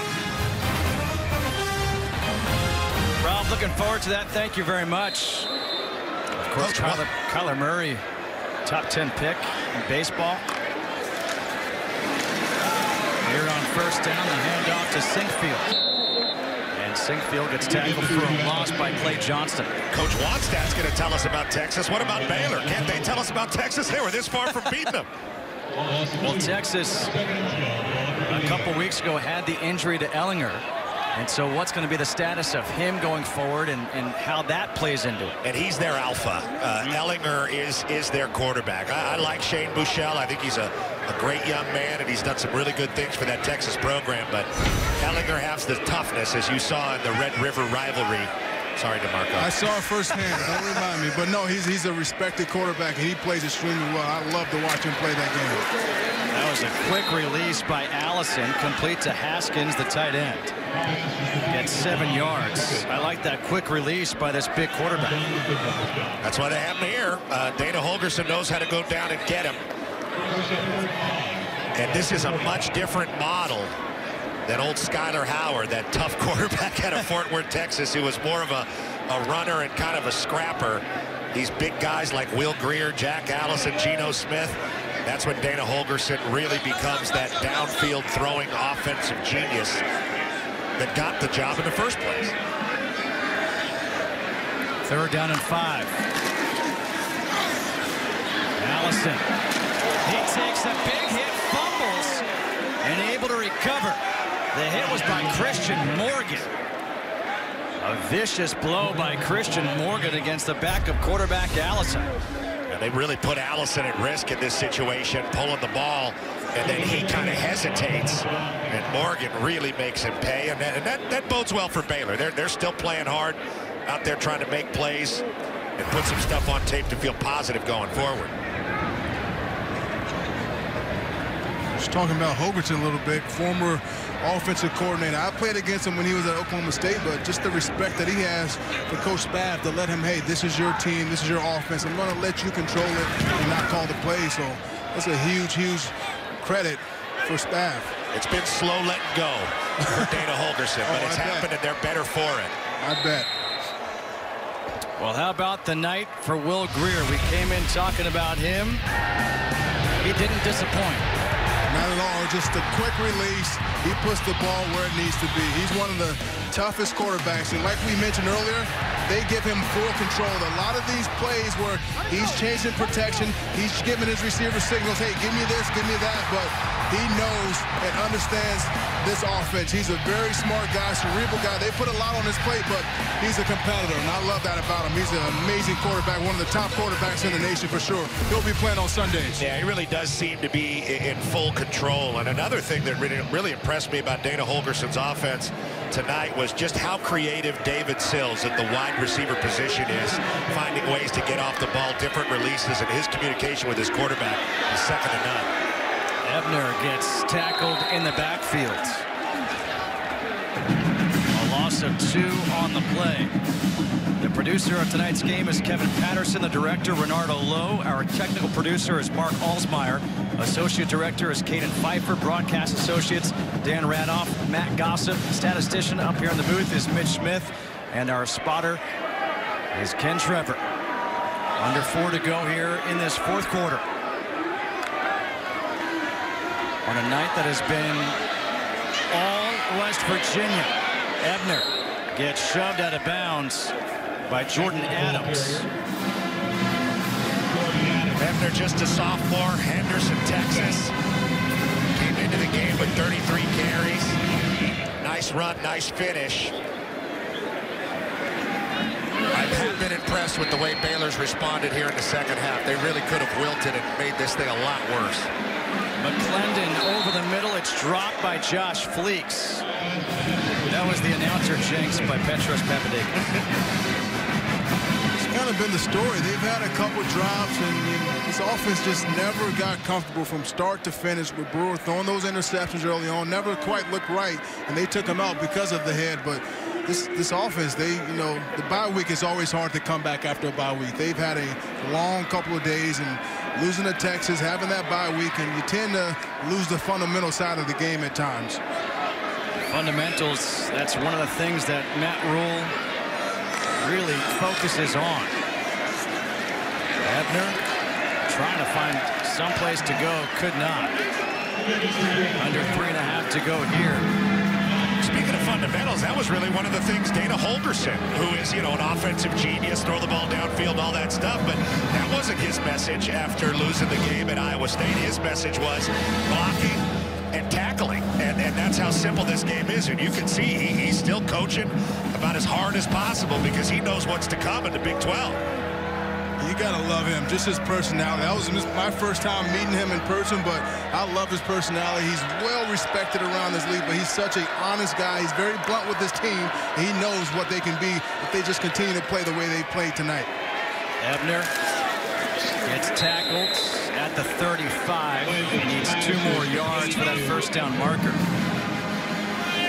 It wasn't just Dana Holgerson who knew what was at stake. We talked how we got a chance to speak with Gary Jennings. And I thought Jennings, we were all just so impressed with how intelligent he is as a young man. But he talked about the importance of this game and getting things back and what they did about those fundamentals, their route running, about where they're making their steps, their outs, all that stuff, but also about what they have coming up. It's this game, and then they know how hard their November is going to be. And he echoed every coach that we spoke to. Hey, we knew what we did last week. It was wrong. That wasn't the West Virginia team that we're accustomed to being, but we had a great week of practice.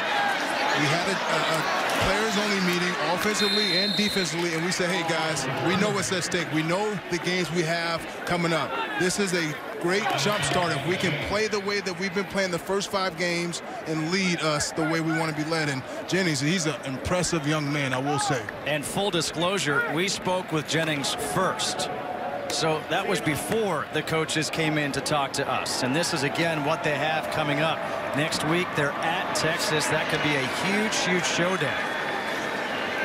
here against TCU on the 10th at Oklahoma State, and they wrap things up against Oklahoma.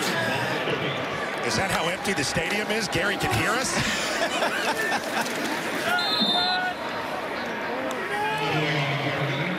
For Baylor, still a lot to play for, as Jen had talked about in the open. Hoping to go to a bowl game. They need 2 more wins to become bowl eligible. This is who they have left on the docket. And can they get 2 wins out of those last 4 games? Absolutely they can. I mean, this is a much better football team, and we'll see what the situation is with Charlie Brewer. I didn't mind seeing McClendon out there running around, but I believe Coach Rule's team is much better than they showed tonight. Coming off the bye week, like DeMarco said, sometimes things just get away from you, and that's certainly what happened here. It's Lorenzo Dorr on the carry. And for West Virginia, you know, you talk about Gary Jennings and his resolve about coming back from that game last week, and this team, they really were tired of hearing everybody talk in this town about how poorly they played in Ames, and they've erased that memory tonight. And I can tell with the veteran group, they have the blinders on. They're not listening to the outside noise outside the locker room. It's all about the guys in this locker room, the coaching staff and the support staff. So I know a lot of older guys, but they say, hey, guys, let's not listen to that. That's all noise. Let's hunker down. We know what's at stake. Let's finish these games and play the way we can play. 3rd and 9, trying to run out the clock. And that should do it. West Virginia. They got off to a great start. A touchdown in the opening minute. A couple of missed field goals kept Baylor in it early. But then it all came undone for Baylor. Their offense couldn't keep West Virginia's offense off the field. And West Virginia, a 44-point win, the largest win in this series history. We've seen some crazy games between these two, but this one 58-14. The Mountaineers take down the Baylor Bears to improve to 6-1, 4-1 in Big 12 play. For Petros Papadakis, DeMarco Murray, and Jen Hale, I am Justin Kutcher saying so long from Morgantown. We'll get you to LA and the guys in the studio right after this break.